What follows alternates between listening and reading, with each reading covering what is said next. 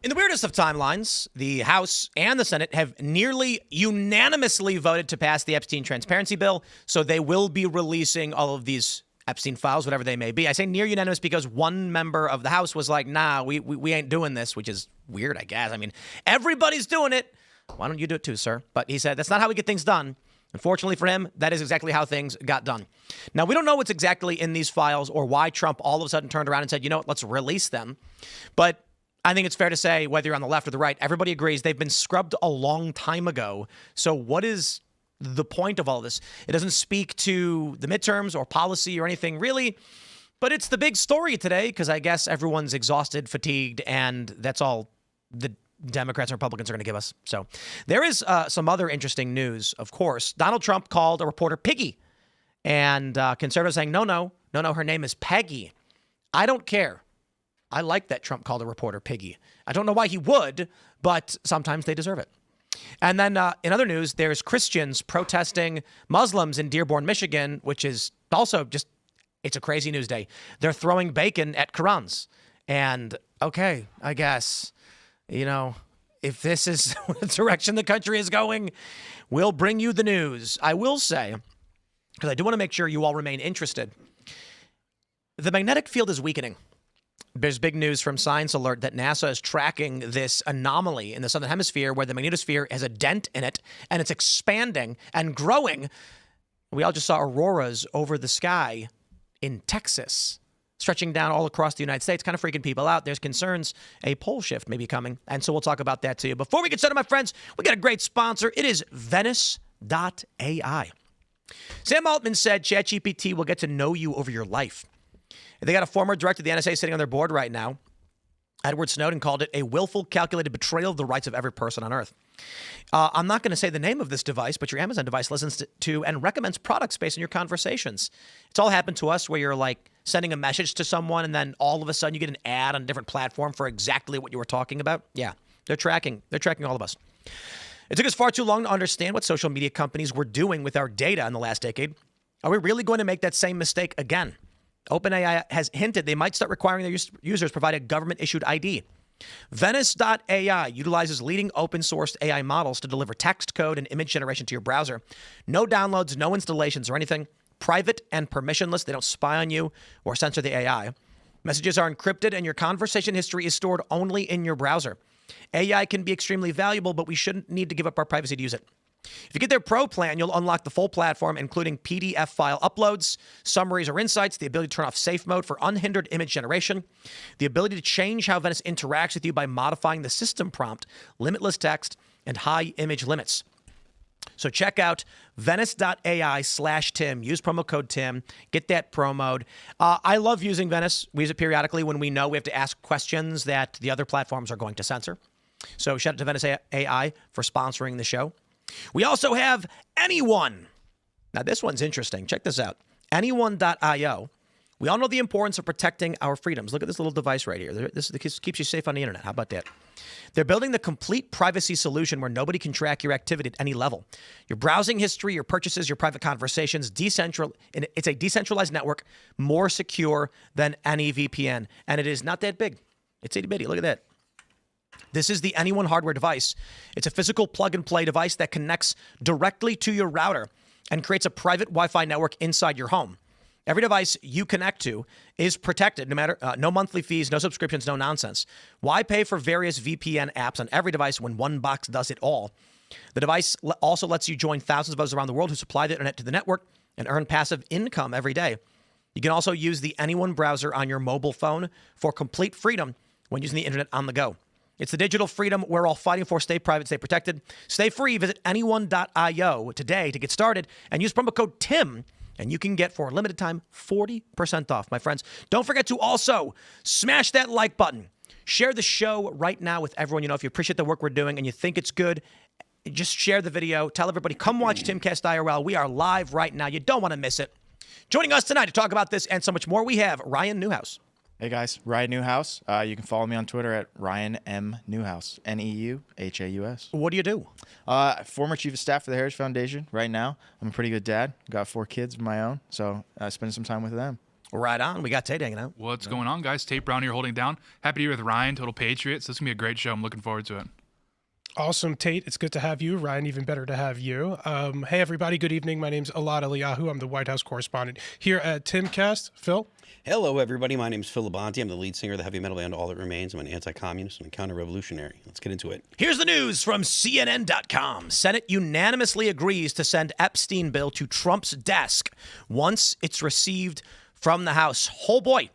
The Epstein files. The House passed it almost unanimously, only one person defective. The Senate unanimously passed it. And they're saying Donald Trump signed this bill. According to Courthouse News Service, Congress on Tuesday nearly unanimously passed legislation aimed at shining a spotlight on the federal government's investigation into Epstein. But the push to publish the so-called Epstein files is headed to President Donald Trump's desk without changes demanded by skeptical House Republican leadership. Both Democrats and Republicans have long urged Congress to pass legislation directing the Trump administration to publish a trove of documents on Epstein. Let me just put it this way. They've got a veto-proof majority. Trump's going to sign this. I don't know what the point of this is. Anybody who's been following this for a long time, a great example being Mike Cernovich, whose work actually got the Epstein files released, or I'm sorry, I should say got the Epstein story to this point where they would release the Epstein files, has said they've long destroyed any of the more important or pressing documents.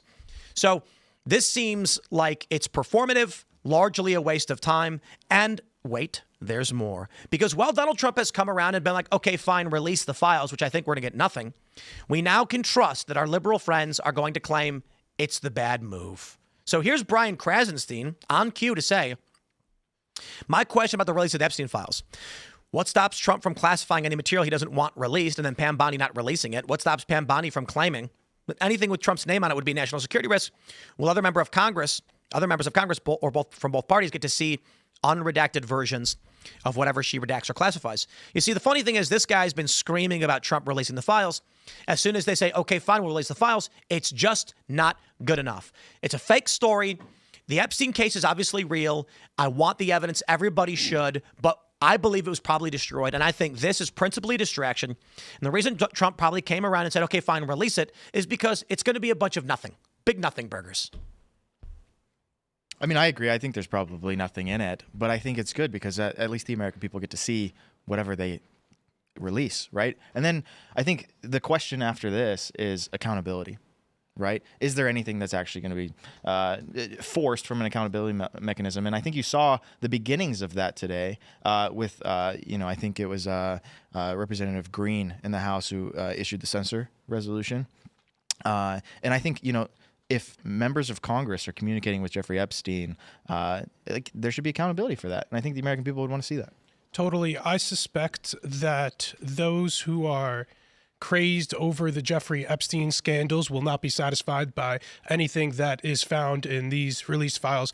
I suspect Candace Owens still won't be satisfied with this unless people get the maximalist conspiracy theory around Jeffrey Epstein. If Israel, Mossad, and the CIA are not involved in a honeypot of 50 senators and 100 congressmen, then people will not be satisfied here. So I suspect that will continue to be the case here. Let me try my conspiracy for a minute, if you just entertain this.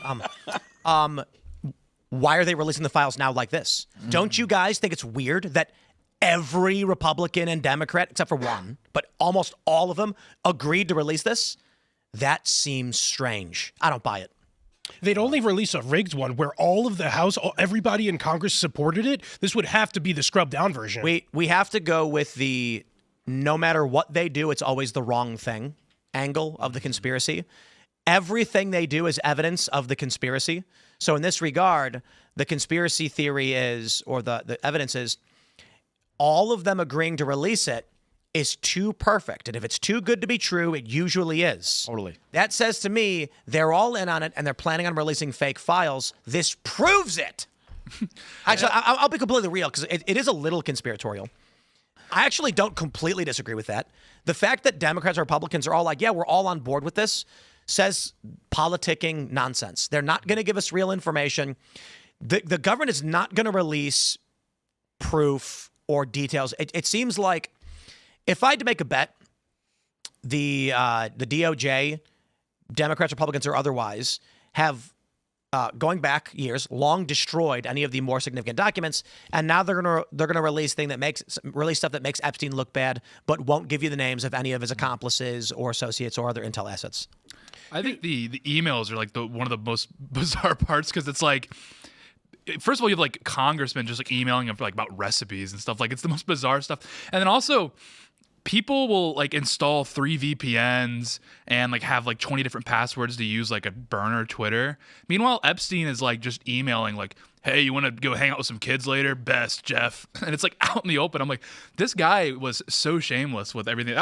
That's what I was reading through the emails. That's what was the most shocking thing to me.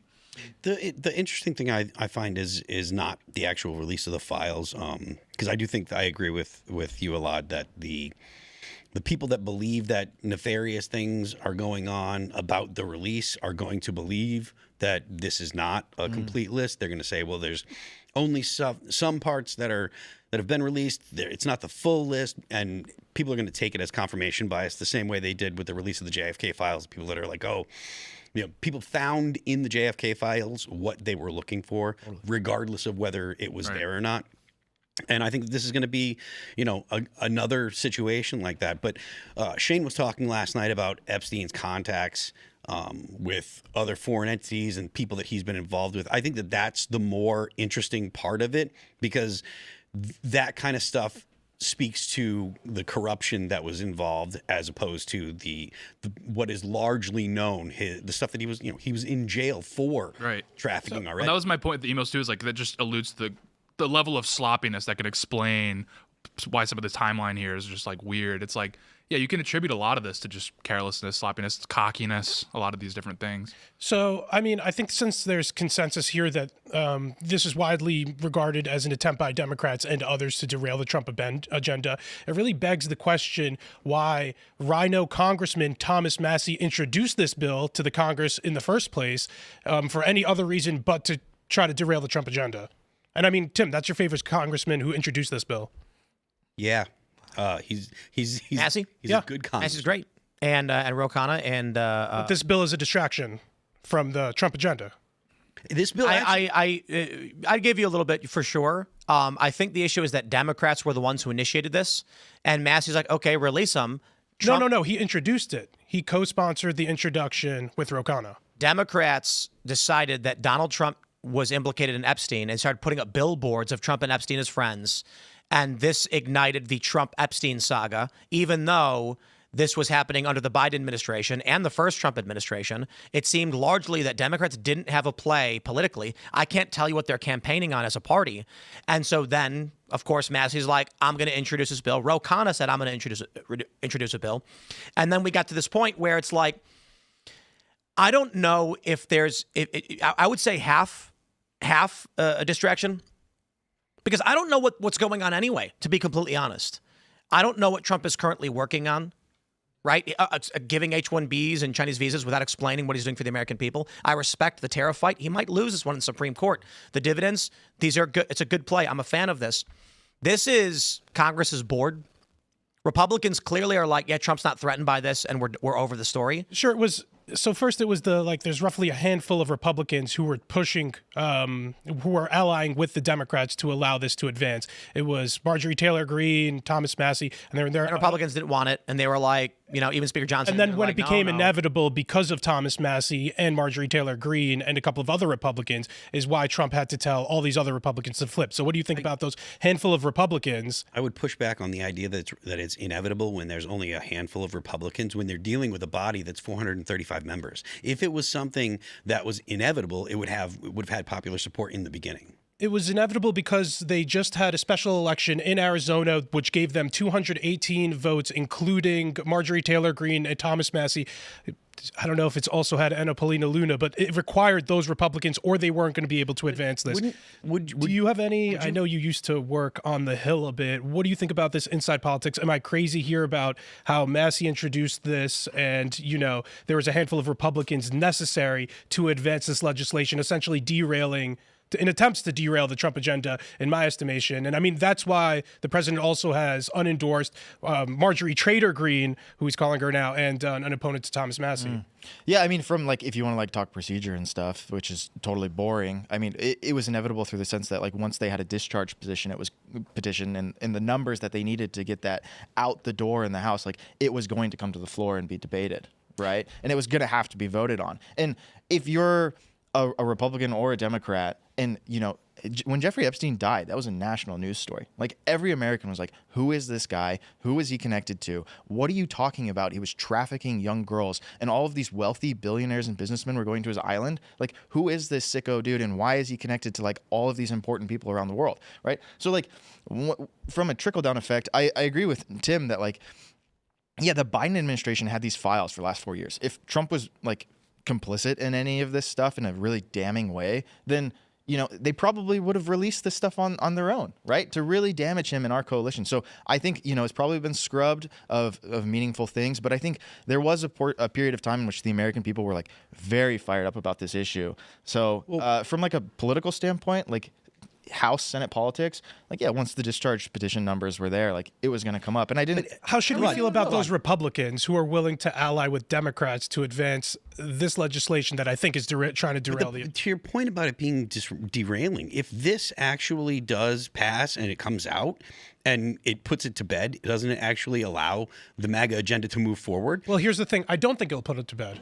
Again, Because of the things that we said? No, people will not be satisfied with what is in here. Well, also, yeah, like part of the legislation is Bondi can redact things if it's threatening a current investigation, et cetera, et cetera. So she's going to have to do that. There's going to be something in there. Obviously, it's going to be. It specifies for national security. Precisely, and that's going to just add fuel to the fire. It's going to give more oxygen to this. I mean, even it's very valid, but in a lot of ways, people are using it. They're weaponizing it, so it's going to become a sideshow. But the people that are going to say that this is, you know, like we said, the people that are going to say that this is not complete or any redactions mean, etc., they're going to say that anyways. Like that's like being like worried about the Democrats are going to call you names or say that you're a racist because you talk about immigration. That's going to happen. There's no world where they don't use this as a political tool. So the best option, as far as I can see, is to put as much information out as possible and say, look, we've put it all out. And so now we need to move on. And if they're not going to move on, they're not going to move on whether or not this information goes. Yeah, it's going to be a sideshow regardless. I think nobody cares, to be honest. I think obviously the people watching this care because they're concerned about the goings on. But I'd be willing to bet that if we decided to change the thumbnail of the show and the title to actually let me do a quick search real quick.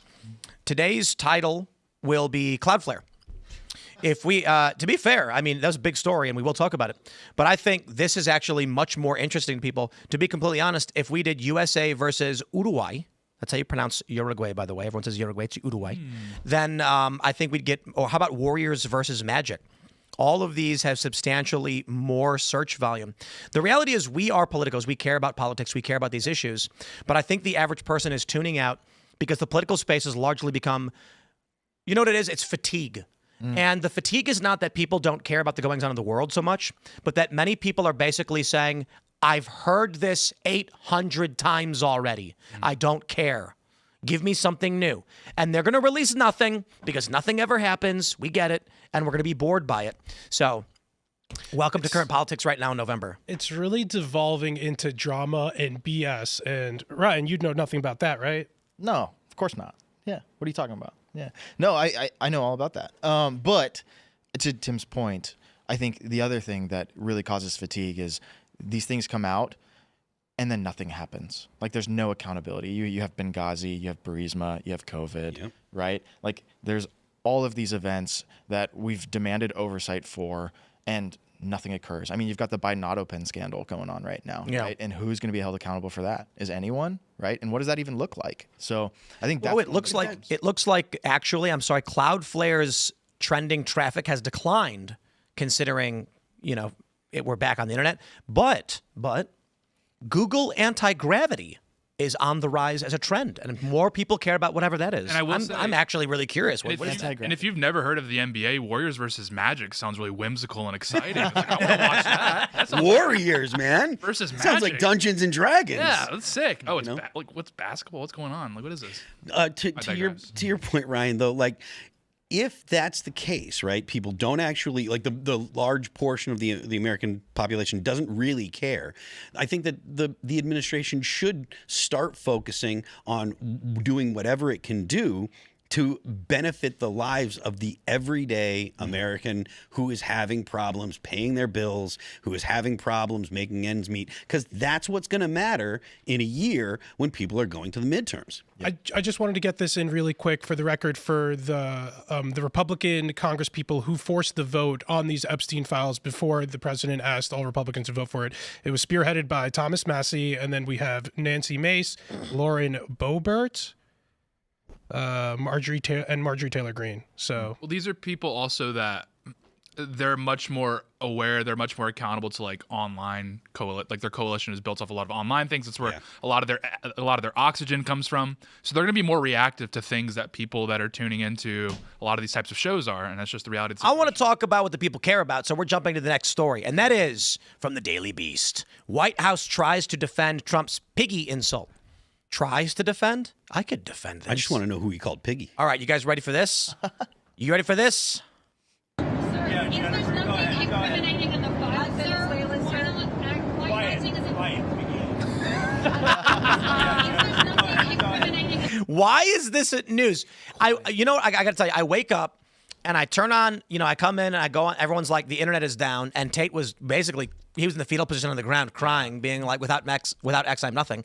And I said, you're right. Anyway, when the internet finally comes back, this is the story. Everyone's like, Trump called a reporter Piggy. I guess now they're saying he was calling her Peggy. He said, quiet, Peggy. He was saying Peggy, not Piggy, Pe. I want to believe that he said Piggy because that's the Donald Trump that I love. And it's also a that's the guy weird we thing all to know. call some random journalist unless she's like a little fat woman. Right. A gordita. She was a little on the porky side, yeah. That means little fat woman, right? In Spanish, don't yeah. know, but it's hilarious if it Yeah, does. you got it. Gordita. But I mean, like that's the thing that people love about Donald Trump. The fact that he'll take it to the media, that he'll call them names, he'll do the Donald Trump thing, and insult the media who constantly insults him. Like that to me is just red meat to the base. The American people So- don't like political correctness. No. Here's the report. They say this is Lucy was asking him if there's nothing incriminating in the file, sir, why not? And he says before she could finish, however, Trump pointed his finger at her and barked, "Quiet, quiet, Piggy." The remark was roundly blasted as disgusting. Oh, shut up! I don't care. I am. This, you know what I think this is. Liberalism is female coded and conservatism is male coded. It's disgusting to call a journalist Piggy, but it's perfectly acceptable to call the president of the United States a Nazi. Yeah, come on. BS. It is far more offensive to imply that Donald Trump is the reincarnation of Hitler than it is to call a journalist Piggy. The woman is actually fairly gaunt. I'm more disappointed that Trump called a thin woman a piggy. Maybe she was like, I wanted to squealing. believe it was like this fat woman sitting there being like, Mr. President. And he was like, you're fat. And I'm just sitting there laughing. But instead, he just called some thin blonde woman piggy. Did she? It's funny either way. I think it's a potential like pickup tactic. Yo, piggy. Yeah, It's called a negging. Negging. Yeah, exactly. And then you deploy that, you combo at the Bill Ackman, like, may I meet you? And just, that. May I meet you, piggy? They're like, that'd be so Irresistible. sick. Irresistible. Like W-Riz. Yeah. And then she leaves being like, I am a big fan of Donald Trump. Yep. Yeah. And that's how Trump does it. It's the Riz. Is that what you said? That was W-Riz. Trump's Riz. The women just W-Riz. can't handle it. You know, they The love it. Huz can't resist. In this case, the Puz, Piggy Huz. Quiet piggy. Yeah. Trump scolds. If you go to the female top of the article, they say Trump 79, like he's like a random guy. Like, what are we doing here? I don't Maybe know. they're trying to make so, excuses. but- He's so an old guy, and it's fine. Also- because, Yeah, like, Look at the picture. Queen's man calls woman Piggy. look at the picture that they chose to use of Trump. Dude, he's saluting a horse. He's loyal to horses. Pigs, disgusting. Farm I'm animals, sure- horses, patriotic, aristocratic. We I'm love sure he's saluting the people who are on the horse, but Oh, that true. is what they're trying to make it look like. The question I have is why? Guys, I don't need to ask the question. The reason this is news is because everybody is bored and there's nothing to talk about. It's true. I think that's probably right. Let's make up some news. Well, like 2 countries. Let's do a war. Trump did a backflip and landed in a superhero pose. Really? In the Rose Garden. Pull up Sora. I mean, the Actually, news. is the Rose Garden still Sora. Oh, actually, I'll do that. With like 2 random countries. Let's just like make up. Oh, dude, Nauru declared war on Madagascar. Dude, it's over. We can always talk about Venezuela. On Wakanda, bro. That's true. That's what these like these BRICS people do. They're like, the Marshall Islands just signed a trade deal with Bangladesh. It's so over for the West. They do it all the time. We could just start doing that kind of stuff. That'd be fun. The news is really this we can. dead. You know what I like? We can do the content where you basically just find something that you find a vagary and then just act like it's weird. This is what actually, there's a lot we can talk about in this regard because people are sending me all these videos about Turning Point USA related to finances and all the conspiracy theories, and I've largely not talked about a lot of them. Not to get into specifics on that, but what I find with a lot of these conspiracy videos is it'll be like something like Elaad will show up to do the show. Like, I'm just giving you a hypothetical, and then like in the middle of the show, he'll be like, hold on a second. Sorry guys, I'll be right back. And that's it. And it's like maybe he's got the Hershey squirts. Who knows? But then what you do is for the conspiracy show, be like, isn't it weird that Elaad ran out from the show? Yeah. What's he doing? Getting the call. Why won't he show us what this call was? He's taking Show the us your call. call logs, Elaad. Who were you talking to? Right. It was Israel. Oh my God. In reality, it actually was Israel. Elaad is on the phone with him quite a bit, so I'm just giving a hypothetical. The whole country. This is how you entertain. This is how you entertain. You got to find something like there's like a Coke can on the ground all mashed up, and you're like, isn't that strange? It's just one Why big is there a Zoom Coke can on the chat with ground? everyone in Israel. Million people. Like, yo, Elaad, that was sick on the show last night, dude. I think you won support back. Like, great work. We're going back into Gaza. Thanks, dude. I think like, are you not entertained? I wish I had that kind of power. Like I pull no strings here. It's like, dude, I have Elaad's zero late, pull. dude. Look at this. Look Zero at pull. Can I show you how funny this is? If you search for the word piggy, Lord have mercy. The Guardian. Here's him pointing his finger in the face. Trump faces criticism for referring to female Bloomberg reporter as Piggy. Trump, who just called a female reporter Piggy, rages at ABC News journalist. Trump told a woman, "Quiet, Piggy." Was there a memo? You know what's funny when they say they got the call? The journalists got the call. They did. Oh, totally. Yeah. Soros called them and said, "I guess Trump called a Piggy, so everyone get mad." And they're like, "You got a bus." And then they all go to their media. I'm kidding about Soros calling them, but some of these journalists are going to write that anyway because they're nuts. He sends emails. He sends He's not making phone calls. Is he still around? His son's doing it. No, a lot, yeah, isn't he? he tells Alex to go ahead and Okay, wait, let what is people this? They're also saying Trump, who just called the female reporter Piggy, rages at ABC News journalist for being too mean to him. So true. Don't be mean to him. Okay. It's true.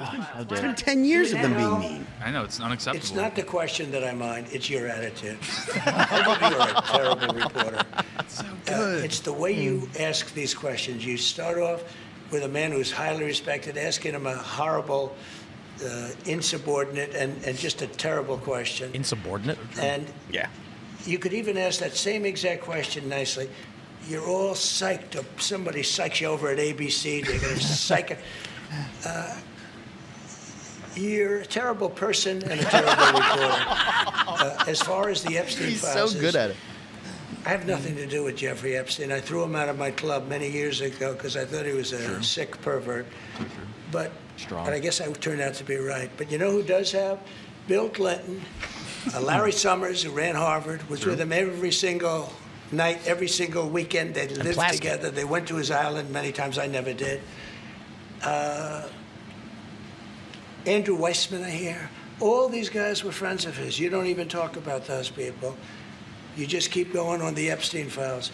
And what the Epstein is a Democrat hoax to try and get me not to be able to talk about the $21 trillion that I talked about today. Hey, here. It's a hoax. Now, I just got a little report, and I put it in my pocket, of all the money that he's given to Democrats. He gave me none, zero, no money to me.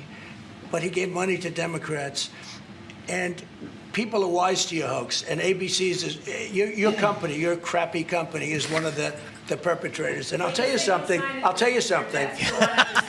think the license should be taken away from ABC because your news is so fake and it's so wrong. And we have a great commissioner, the chairman, who should look at that because I think when you come in and when you're 97% negative to Trump and then Trump wins the election in a landslide, that means obviously your news is not credible, and you're not credible as a reporter. So That's a good I've point. answered your question. You should go and look at the Democrats who received money from Epstein, who spent their time. Larry Summers was with him all the time. That creep, the fund guy, was with him all the time. What's his name? Who? Reid Hoffman. I don't know Reid Hoffman, but I know he spends a lot of money on the radical left. Reid Hoffman, in my opinion, should be under investigation. He's a sleazebag. And those are the people, but they don't get any press, they don't get any news, and you're not after the radical left because you're a radical left network. But I think the way you ask a question with the anger and the meanness is terrible. You ought to go back and learn how to be a reporter. No more questions from you. So true. No soup for you. I love that. Just mid rant, he like collects his thoughts. He's like, "You're just a terrible person." I love that. I love that. All right, so I'm not going to lie. So My true. biggest fear as a White House correspondent is asking a question to the president, having him say, "What outlet are you with?" and then calling me fake news and saying I should be out of here. Dude, Because he'll You're like, do I'm that with, every I'm now with and then. Timcast, and it'll be like, I don't like that Weasley little mother. Are you kidding?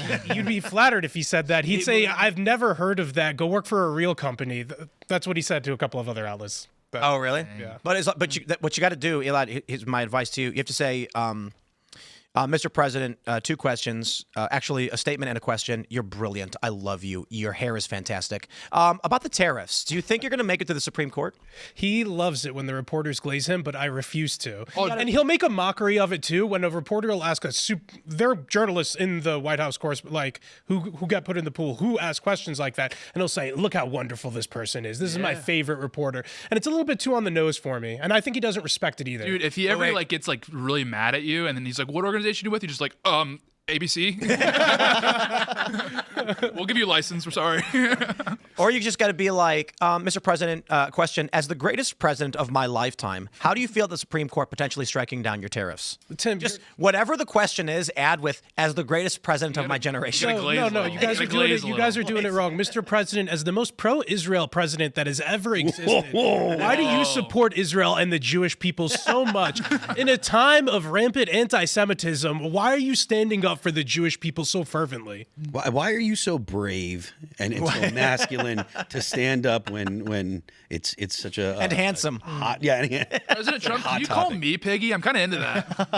Mr. President, as the most handsome president of my generation, do you have concerns over your staunch support of Israel being taken by anti-Semites and used against you in the midterms? Also, you look fantastic. I desperately need you, if you get a question, say President Trump, gay son or thought daughter, because the country wants to know. The country wants to know where he lines up on that. People talked a lot of shit to me when I asked, "What is a woman?" That was one of my first questions. I was trying to start off easy with That was him. great, though. He loved it. Great. Yeah, and then a lot of reporters were like, "Oh, you get an opportunity to ask the president a question, like that's what you waste your question on." And he said, someone who's much smarter than me. Yeah, exactly.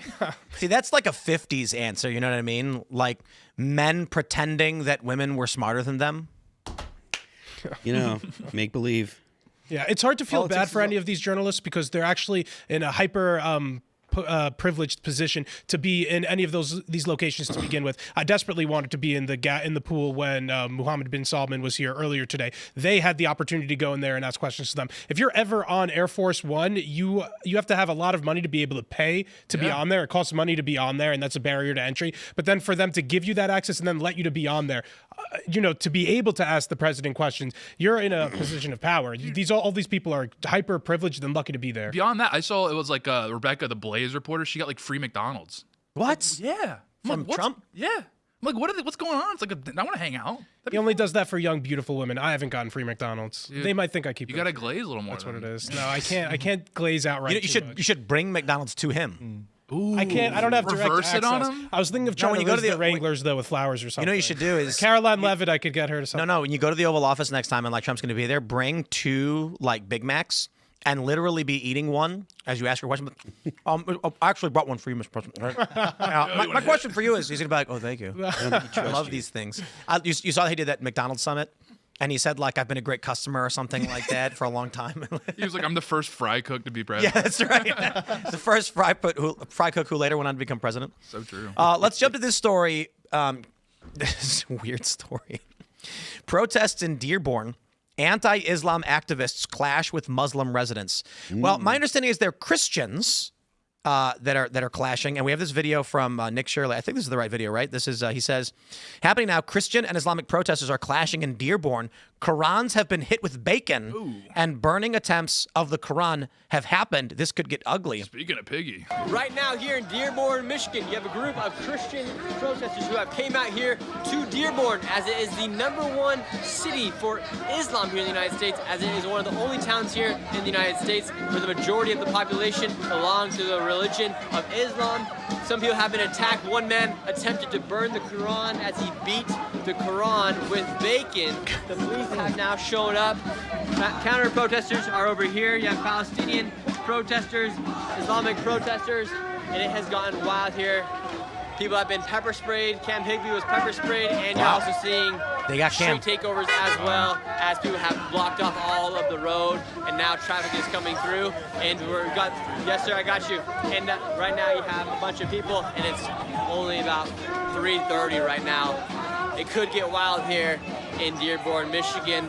We'll see what happens. Who would have thought that the Crusades Right of now- 2025 were going to be in the United States, taking back Dearborn, Michigan? Yeah, at 3 You know what, p.m. on you know a what this reminds me of? I want to show off this Far Side comic to the Davos group and the World Economic Forum so they can understand Dearborn, Michigan. It's a comic from the Far Side where there's two aliens, and one says, "Zorek, you idiot, you've mixed incompatible species in the Earth terrarium," and it's an Earth terrarium with a grizzly bear eating a hunter.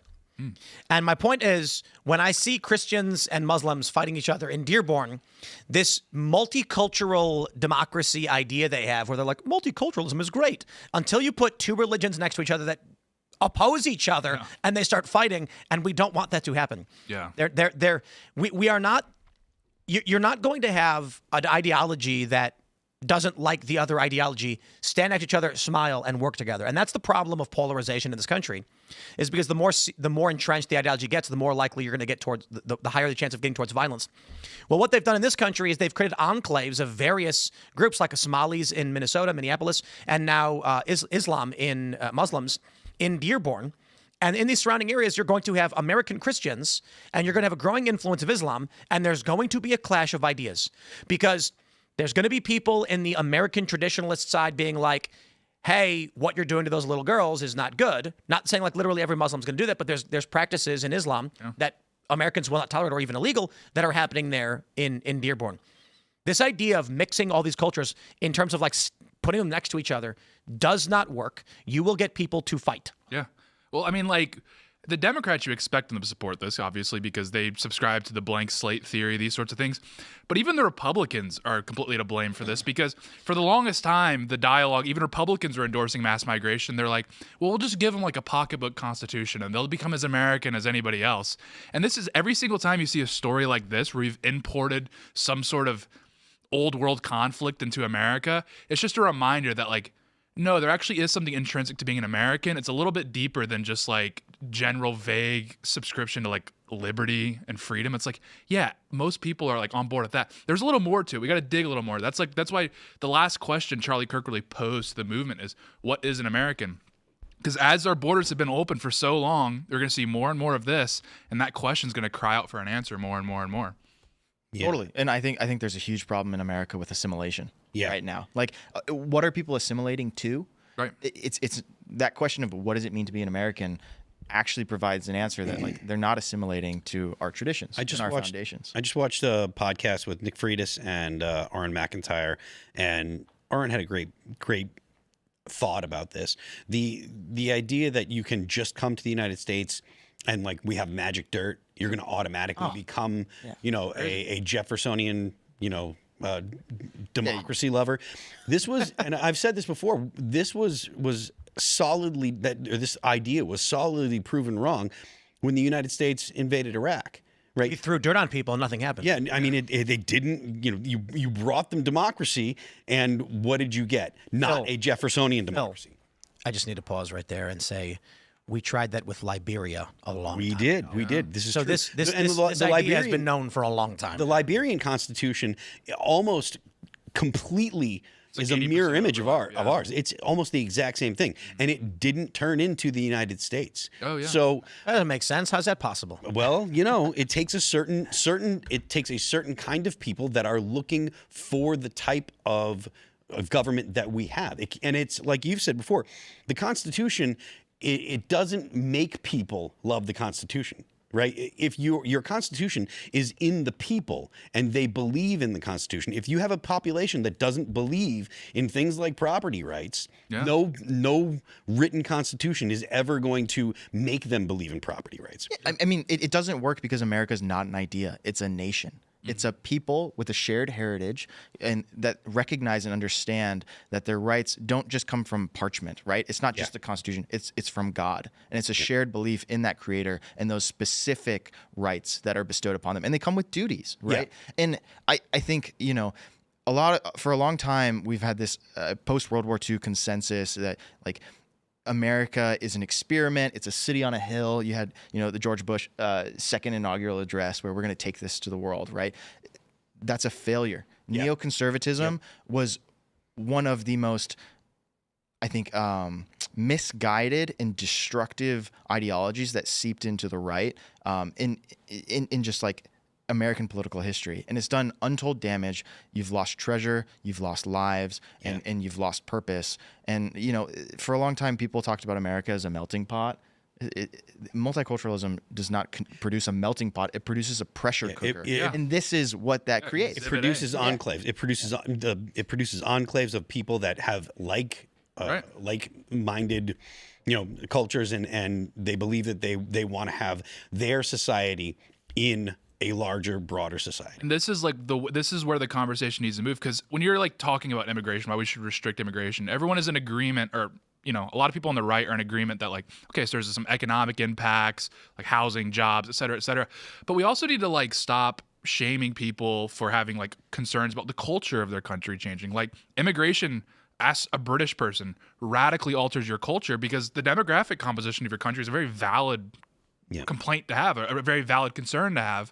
And so I'm really tired of people that are supposedly on our side, like tone policing everybody over saying like, yeah, you know what? It would be nice if New York City like like Zoran wouldn't be a thing, because Zoran actually is assimilated. He's assimilated to New York City. That is what New York City looks like in 2025. Zoran's actually a great representation of what New York City in 2025 looks like. Go to Queens, it's half foreign born. Same thing with Ilhan Omar. Ilhan Omar is actually a great example of what Minneapolis looks like. It's like a quarter Somali. So it's like, yeah, I think immigration is, or economics aside, we're all in agreement there. The cultural component is a perfectly valid concern to have. You change the people out, the culture is going to change. Like it's not this magical thing that floats around that you absorb like in the air. It's in you. Another thing that Oren was saying in that podcast, he was saying, just because you have someone that comes to the United States, they shouldn't automatically think that they're going to become a citizen. And he was saying, maybe he's like, just because you get a green card and you're allowed to live here doesn't mean that you'll become a citizen. Doesn't mean that you should expect to be able to vote. Maybe your grandkids will. Mm-hmm. Right? Like, but the idea that, you come to the United States and you become a citizen and you automatically get a say, you get enfranchisement and you get a say in how this country is what the government's like and what kind of laws are passed. Like that shouldn't be the way that we run our country. Yeah, what kind of empire historically would allow a foreigner to come to that country who like bothered to get a citizenship like 5 years ago and then take over the seat of that empire? Like on what planet are we doing that? And that's exactly what's happening right now with Zoran. We used to be a much more brutal people. Yeah. And we look back on these things often with derision and regret. And I think there are many circumstances in which we should. But I also think there's many circumstances in which we should not. And that is this idea. I'll put what I mean to say is this.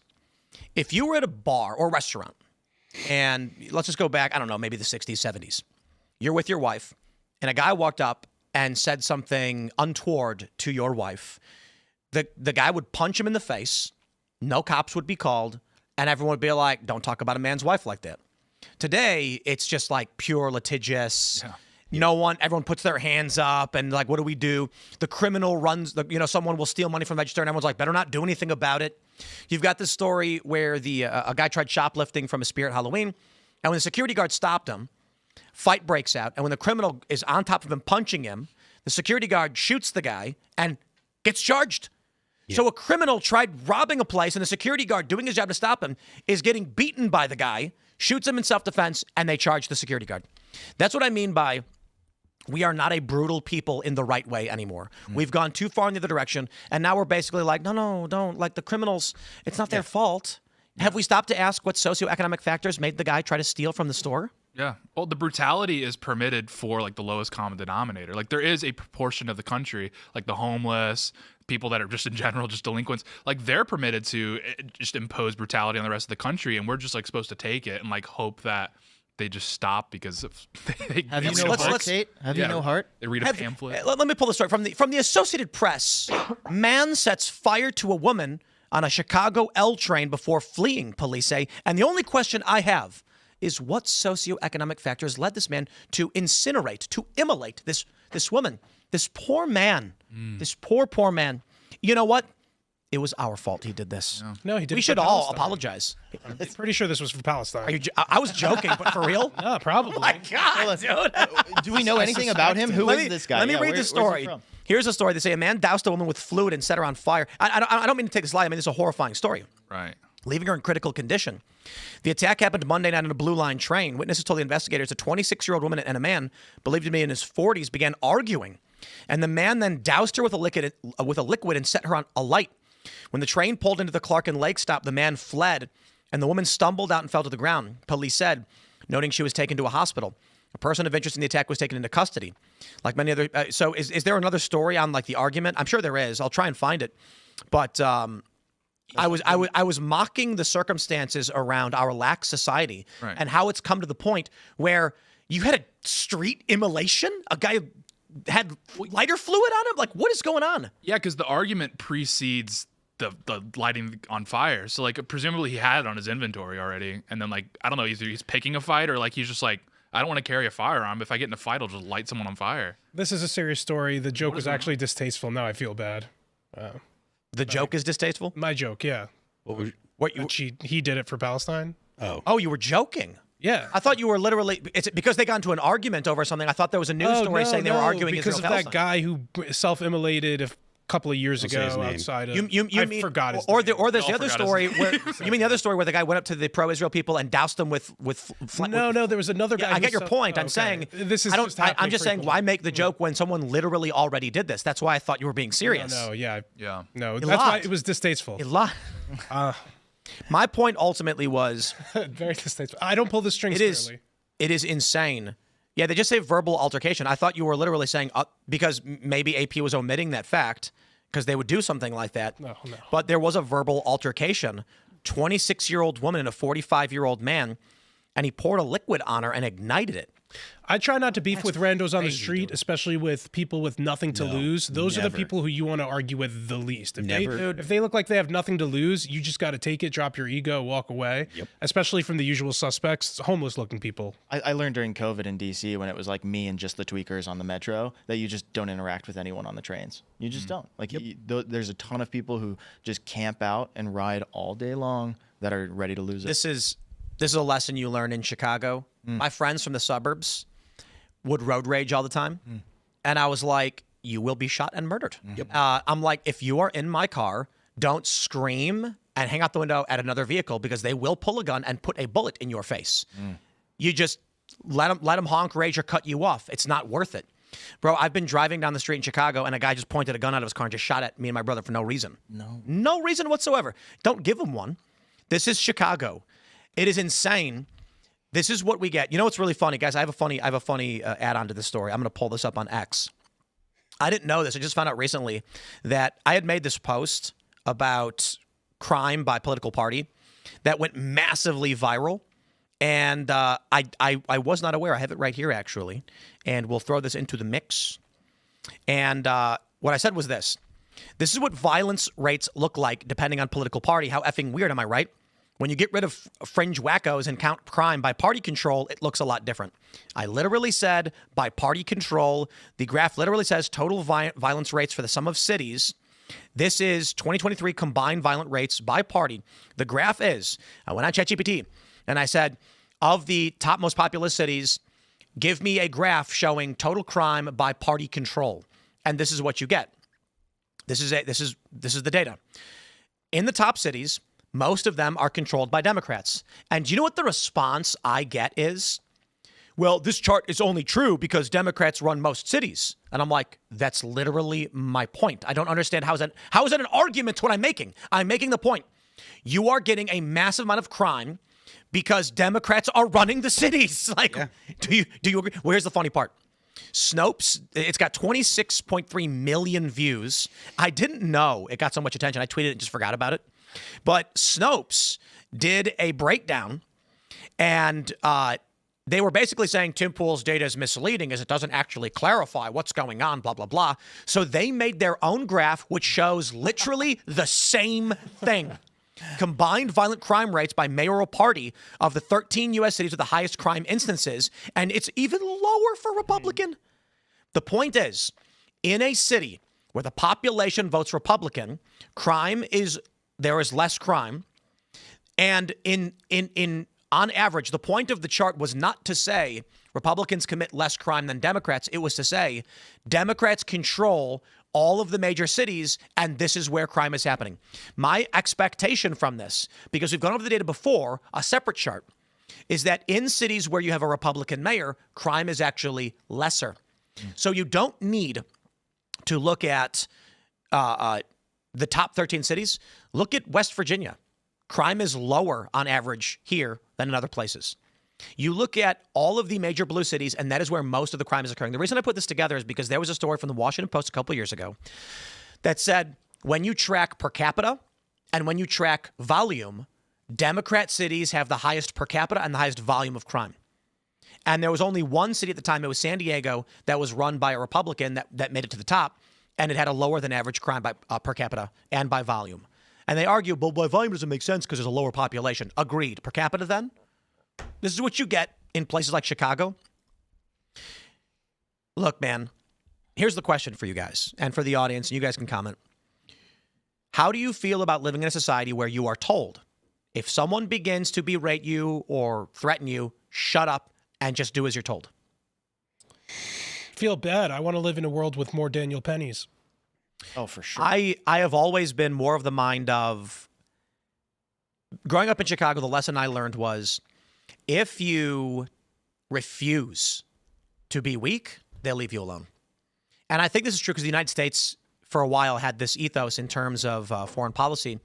We don't negotiate with terrorists for hostages, for anything. But if someone takes a kidnapper in a foreign country, the U.S. says, they make sure the statement is, you will get not a single penny from us, but special forces will rain down at 2 a.m. from a helicopter with night vision and put a bullet in the face of you and your families and rescue the hostages. So what happens? This is what they train in hostile environment. They tell you, if you're an American and you are kidnapped, hang tight, you will be rescued. Now, if you're European, you're going to be sold because the European policy is pay whatever the ransom is.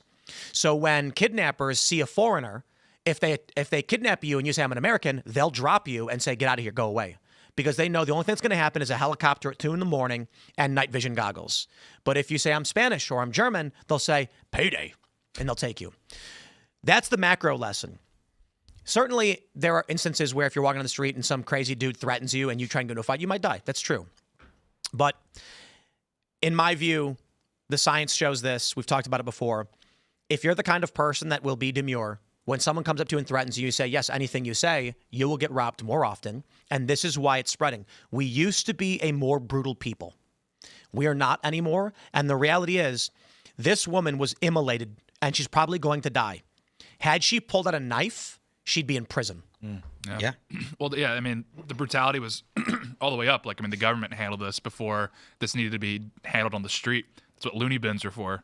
This guy should have been in a loony bin. He's probably distributing some really distressing behaviors. You'd probably be in a rubber Ramada right now if we had a sensible society. That's fair, but in all seriousness, this might just be a guy who, in his view, he's in his 40s. He lived a life. He developed in this city. He believes he can do what he wants. Yeah. How does a culture get to the point where people have no fear? That they can bring lighter fluid or some kind of flammable liquid and be on a train and be like dousing a woman? I got to be honest. I understand it's a matter of seconds to splash someone with a liquid and then light them up, but it's still not faster than a stab or something. I'm curious. people don't expect this. Is a better way to put it. Now that it's out there, I got to say, if someone splashes you with a liquid, run. Or if they're about to splash you, run. It could be an acid attack. It is insane that we have to say this, but this is what our cities have turned into because we have, I take that back. I'm sorry. We are a brutal people to the innocent. Yes. And the Democrats are brutal to those who would seek to protect themselves. Yeah. They literally prioritize the most dysfunctional people. And this doesn't just apply to crime. This applies to everything, is that the dysfunctional in our society are prioritized with everything. And it's really infuriating. Crime is where it costs people's lives. So that's where it's the most prevalent. This guy, presumably, I'll just speak about like these homeless, these, mentally disturbed people in general, is they don't even have the mental faculties to even comprehend what the outcome could be of their action. And that's why they need to be institutionalized. They can't even understand that there would be any law that would come down on them.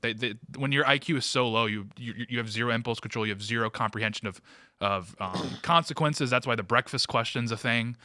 This guy would not be able to answer the breakfast question. No, but again, what if he can? What if this is a person who's of sound mind who just says they will do nothing about this? It could be, but he would be an exception to the majority of people on the Chicago trains that are walking around that are just ready to snap at any moment. I think what we've seen, it's fair to say that in a lot of Chicago with the violence, it certainly is a breakfast question issue. These guys are killing each other because they're being insulted on the internet. Yeah. It's funny because for most people, when you go online and we all insult each other, it results in nothing. But in Chicago, you insult somebody, they show up to your house and they got switches and they just spray your house down. And there was a story I covered where some old lady got killed because the dudes lived in the second floor in an apartment and in the back. So when they unloaded in the house, the lady in the first floor got killed. Yep. Because the guys upstairs were talking smack on Snapchat. Yup, those guys wouldn't answer the breakfast question. For those who aren't familiar, it's if you didn't eat breakfast yesterday, how would you have felt? And if their response is, but I didn't have breakfast, or but I did have breakfast, it means they can't understand a conditional hypothetical. And the response should be, if I didn't, hungry, I guess. Yeah. Or if you're someone who doesn't, I don't eat breakfast, I'd say, well, considering I don't eat breakfast, I probably would feel the same as I always do. I don't know. There are many people. You know what? I love the conditional hypothetical thing. Just ask everybody a conditional hypothetical. Yeah. We'll ask that reporter. It's like, hey, how would you feel if Trump didn't call you piggy? You're like, he did call me piggy. What do you mean? It's probably the answer you would indeed get. Average journal. The problem is I think it's multifaceted. First of all, it's the criminals know that most people in our society are going to behave in a passive way, so they're going to be able to get away with it. And a big part of the reason why people will behave in a passive way is because, first of all, the justice system will prosecute you for defending yourself if you actually, quote unquote, win the engagement, right? You somehow are able to come out on top and not get beaten to a pulp, or you're able to defend yourself. The justice system is going to prosecute you or attempt to prosecute you like it did with Daniel Penny. And they know that if they're the people that are aggressing, if they're going to attack people, the justice system will not prosecute them. You've got consistently repeat offenders that are carrying out these attacks and stuff, and there's nothing that the government does. The government doesn't put them, the justice system doesn't put them in jail. They're released on bail or bond immediately. They walk right out the same day they're arrested. And so there's no downside to people that have low impulse control just behaving however they want. Yeah, we've forgotten as a society that some people just don't want to be rehabilitated, right? Yeah, that some people absolutely. are just crazy, Yep. and some people do intend to enact violence on others.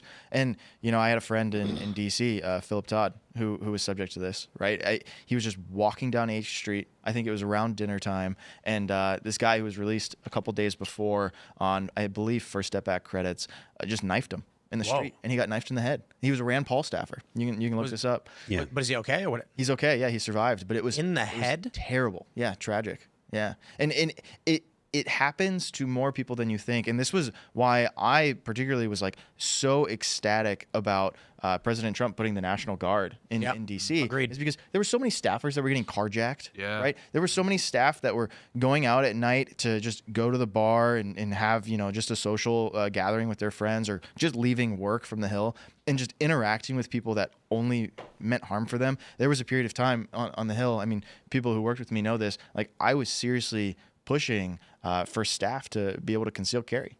on the Hill, right? Because I mean, think about it. They still should be allowed to. Exactly. They totally should, right? I mean, the secret is like there is a little area in the law that actually allows them to if a member delegates that ability. But the issue is, like with a surprise attack, you're walking down the street and someone comes up behind you. You don't just spin around and draw on them. You know what I mean? So if someone is nuts and they're just going to stab you, there's little you can do except for never let anyone walk near you. And I'm not saying draw on them. I'm saying walk the other way, turn around, face them, back off, move the other direction. And that's the sad thing is these policies have resulted in people who are saying, what is the meme online? Would you rather be racist or dead? Yeah. Or is it like, would you rather be alive and racist or what is it? That's Not racist and dead or something like that. Sentiment, yeah. And it's being said by people who typically are racist, but the point they're making is, what's the point of taking the chance? If you're racist, who cares? If you decide not to be, sooner or later someone might stab you. And I'm like, I think it's actually more so just depending on the area you're in and there's high crime, don't walk near people. Right? The sentiment is just like stay away from other people. It's a scary thought. That's the world we live in. And it's because we are not a brutal people anymore. Again, correction, we're brutal to the victims. And because of that, people are scared to defend themselves. Let's jump to this story, though. The end is nigh. I hope you guys have prepared and kissed your loved ones. NASA is tracking a vast anomaly growing in Earth's magnetic field. Y'all notice that there was an aurora that reached down to central Texas and Florida recently? A little odd. Indeed it is. I talked with Ben Davidson and fact-checked this, but yes, in the last 100 years, there have been 10 northern lights phenomenon in the lower 48 reaching down this far into the United States. 5 of them happened in the last 2 years. Ben Davidson argues that the Earth's magnetic field is weakening, and so solar storms as well as standard solar activity is more likely to penetrate to the surface, causing power outages and radio problems, static interference, etc. And then we get this story. This one's actually kind of freaky. They say since 2014, there is a gigantic dent in the magnetosphere that has grown to the size of, I think it says Europe, and getting bigger. So the question I have here with this story, and they say, don't worry, it won't affect life on Earth. We've seen, again, with these auroras, there are theories that are called kooky, that the poles may shift, and this will cause a catastrophe on Earth, a cataclysm. At the same time, I wonder if there is a connection to the fact that billionaires are building mountain bunkers in New Zealand, underground in Hawaii, in Montana and Wyoming. Why are powerful people building underground mountain bunkers? Now, it could just be that if you got the money, why not, right? If you're sitting on billions of dollars, Elon's probably like, sure, I guess. What else are you doing with it, right? However, we know that cash, that net worth isn't liquid. This would mean these billionaires are liquidating assets into cash to fund underground bunkers for themselves. What is leading them to believe they need these things? World War III? Is that reasonable? Is there something they know about the gigantic Europe-sized dent in the magnetic field? Zohran Mamdani. That's true, too. That's true, too. You know. Or are we facing the end of days? I mean, look, if you have means to do that, I think that that's something that's been popular for Americans for a long, long time. Yeah. Ever since the dawn of the atomic age, people have been building some kind of underground bunker if they can. They're like, oh, what if the big one comes and they're gonna drop nuclear bombs and blah blah blah. I think that that's something that people that have money, I don't see the downside of it, right? I just want to point out that you're sitting on. Why not? This story from Independent is from September of this year. Why tech billionaires are suddenly hoarding doomsday mega bunkers. Don't take the stripper poles out. Okay. The event is coming. The event. They named it already.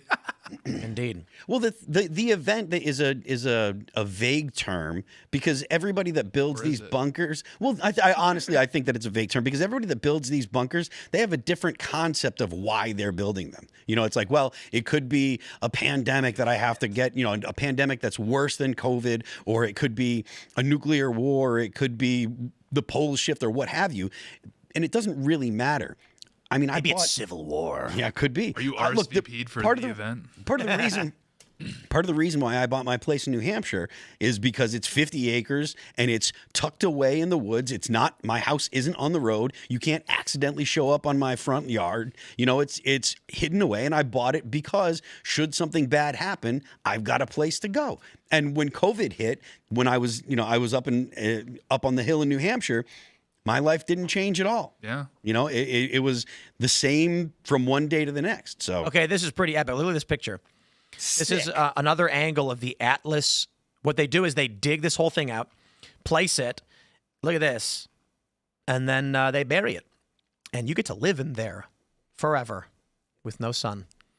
I'm not gonna lie. I'm kind of jealous they got such a sweet bug out spot though. Like that is pretty cool. that is In kinda fact, maybe it's just would be nice to have this as a house. No.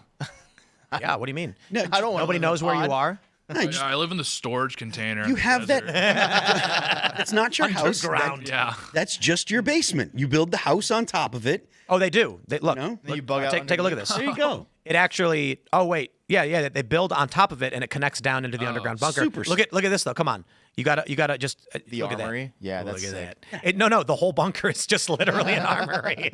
That's awesome. Let's go. I mean, it's sick. And if you have access to that kind of money, why not? What's the downside? Like, what are you gonna do? The event is coming. it? Well, no, but this is the point I was making. The left argues like billionaires have all this money. No, they don't. It's not liquid. They don't have this money. Bezos gets paid $83,000 salary, and then he gets, I think, like $1 million in benefits. When he wants to spend cash, he takes loans out. This means that it's not so much. And I'm not saying it's impossible or very difficult, but they're doing more than just I got the cash lying around. No, they're taking action and liquidating assets to be able to have the cash to build these deep underground bunkers or whatever. And this one is not even an example of a particularly expensive one. Like I'm talking, bro. They got like there are stories of mountain like planes landing inside of mountains. No way. You can James do it. Bond-esque. Yeah, you can do it super cheap. The Hasidics in Brooklyn did it. And they got in a bunch of trouble for it, but that's an economical option. You just dig under. There was an underground network for a while in COVID, huh? Yeah, and they got in trouble for it. I was like, hey, they're just prepping. Like, what's wrong? What are these It is guys kind of doing? based, yeah. Give them credit for it. Yeah, sure. European mountain bunkers. Yeah, crazy. Military is building them in Europe. The European military. Like I said, if you have Switzerland. a bunker Switzerland? like that, Makes sense. Switzerland. Yeah, like all You this get to down. stock it with your Country's armory. like one big bug out shelter. Yeah, it's crazy. I love guns. Cheese. Too. Yeah. I mean, if you have something like that, whether it be a bunker for for the event or just a panic room, right? Someone breaks into your house, you shove your family downstairs and lock the door, wait for the police to show up. You know, Now, what about this? Do you guys think this is true? The U.S. spent $21 trillion to build secret underground doomsday bunkers for elites. This was on Tucker's show back in May, and we talked about it. The DUMBs, they're called, the deep underground military bases. I'm just saying, man, when we see an Aurora in Texas several times in the past couple of years, you might be like, is that normal? And the truth is, we live shorter lives than the Earth, is old or whatever. So maybe these things happen. Auroras happen. It's just not that often. So maybe we're overreacting. But these people may be overreacting substantially more than we are if they're spending $21 trillion. Now, maybe this lady right here is just crazy. No, it's legit. I mean, you have the Aurora Borealis like all over like the South. I mean, you have these wildfires everywhere, these earthquakes. I had a white DoorDash driver the other day. Whoa. Like things are getting like crazy. This is, that reminds me of that 30 Rock episode. Do you guys see this one where it was about Occupy Wall Street? And Jack Donaghy, played by everyone's favorite Alec Baldwin, gets mugged by a white guy in a button-up shirt. It's over. And he's like, we're done. It's done. Buy it. It's We're at the over. bottom. Sell everything. He was like, you don't understand, Lemon. He was wearing a button-up shirt. That means you're at the bottom. So that's when you buy. If that ever happens to you, buy everything. It's Not funny financial how that advice. show was like pretty offensive, but nobody cared because back then, and it was funny. And then within like 4 years of actually, while the show was still on the air, everybody got super woke. It's just like adjusted as it went on. yeah. I mean, they did a bunch of racist humor and everyone laughed. Yeah. It's like The Office. The Office could never air today. Yeah, that's wild. Yeah. It's a shame. Well, maybe today it gotta could. be able to laugh. Maybe today it could. It'd be like I mean, today. We're breaking it open a bit. Yeah. Bro, have you been on Instagram lately? Oh my God. Dude, So good. holy. All I can say is, holy, what, dude? I open up Instagram and I'm like, wow. Yeah, they like your average Instagram feed like outflanks 4chan now. Like, it's Bro, I saw one video. I opened up my Instagram and it was an Android George Floyd buying KFC. And I was just like, this is Do you not get Charlie Kirk? Oh, yeah. Cyborg 2 yet? Yeah, I get them together. They're doing. I'm getting high school pages. They'll make it like an Agartha high school page and judge if their teachers would make it in or not.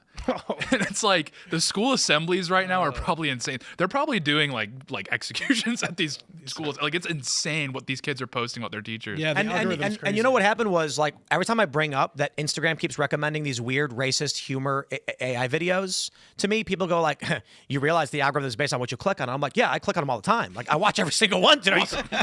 They're hilarious. I like them. I comment. There was one I saw where it was the Olympics, and it was it was like a 100-meter dash through showers, and it's like white people run through, and then like Asians run through, and then a bunch of Indians stop and get stuck in front of it, and they're like panicking. And I was like, what the? It had like 100,000 likes. There was another one where it was at the Olympics, and there was a ladder with a pole going up to a fake roof with a smoke detector, and there were two black women changing the smoke detector, and it was like first place in 27 seconds. And I'm just like, I can't believe Instagram is loaded with these videos. Oh, yeah. There was one where it was who's the guy who got stabbed in the chest by the stingray? Steve Irwin. It's Steve Irwin being like, we're looking for the rare African ceiling bird. And he goes into a black woman's house and the smoke detector's going beep, beep. I'm like, dude, how is Instagram allowing these videos? It's just the floodgates are done. It's a containment breach, yeah. I actually think this is a phenomenon that is why we're seeing this quote unquote rift on the right. Because let me put it this way. We'll give this one its own airtime. So we got these videos popping up across Instagram that people would describe as like racist AI videos or racist humor or whatever. I think this shows the fact that these videos are allowed, that the left is so desperately beaten, not gone forever, that there's no unified enemy culturally that the right is concerned about. Movies are dropping their these film studios, like Disney got rid of their DEI department or whatever. Yep. Bud Light is cooked. Target, all of this stuff worked, and now you're allowed to, like, we can say retard again. You know what I mean? You're allowed to say these things, and I think now we had this period where the left was so entrenched institutionally. What with like you couldn't even say you supported Trump. Yeah. If you like Vivek Ramaswamy's story, if you didn't put a black square in your Instagram profile, they came for you. That's how insane it was. That resulted in people like me and staunch conservatives sitting down together and being like, hey, we got a problem. This also resulted in people who are pro-Israel and anti-Israel sitting down and saying, hey, look at that problem. But what happens when that problem is gone? These same people are at the table and they go, whoo, now that we've solved that problem, let's get to the next most serious problem. That is, we should stop funding Israel. And the other guy goes, whoa, hold on. What do you mean? I was never on board with that. I'm for funding Israel. And now you're seeing these rifts emerge on the right because there's nothing else to be like for these individual ideological factions. What is left to defeat but their next most pressing passion? And so you're seeing the libertarians, largely I think the right is fracturing on interventionist and anti-interventionist, neoconservative versus new right, or whatever you want to call it. Yeah, I mean, I think it's really a test to how unifying Charlie Kirk was, because he kept everyone focused. He was saying, okay, yes, we won. We had a good victory in the election, but we're not at the point yet where we can start like hashing these things out and relitigating some of these issues. We still have a lot of work to do. And he kind of was that unifying. And for a lot of other people in the media space, he was kind of a tastemaker, these sorts of things. Once he was gone, a lot of people just lost focus right away. And they forget that's like, hey, Trump still has 3 years. He has a lot of work to do. It's going to take time to do a lot of these things. And people instead just went for engagement. It went every which way. Regardless, people lost focus right away. I think that's the primary issue is.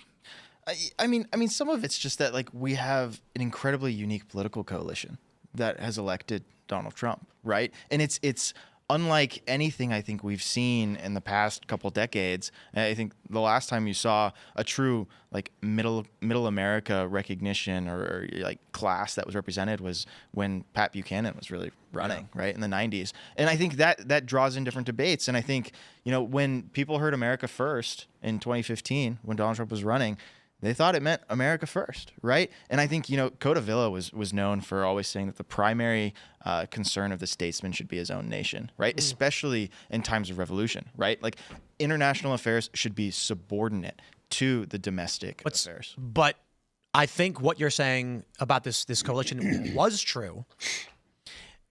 I just saw a clip where Anna Kasparian said she's been watching Candace Owens.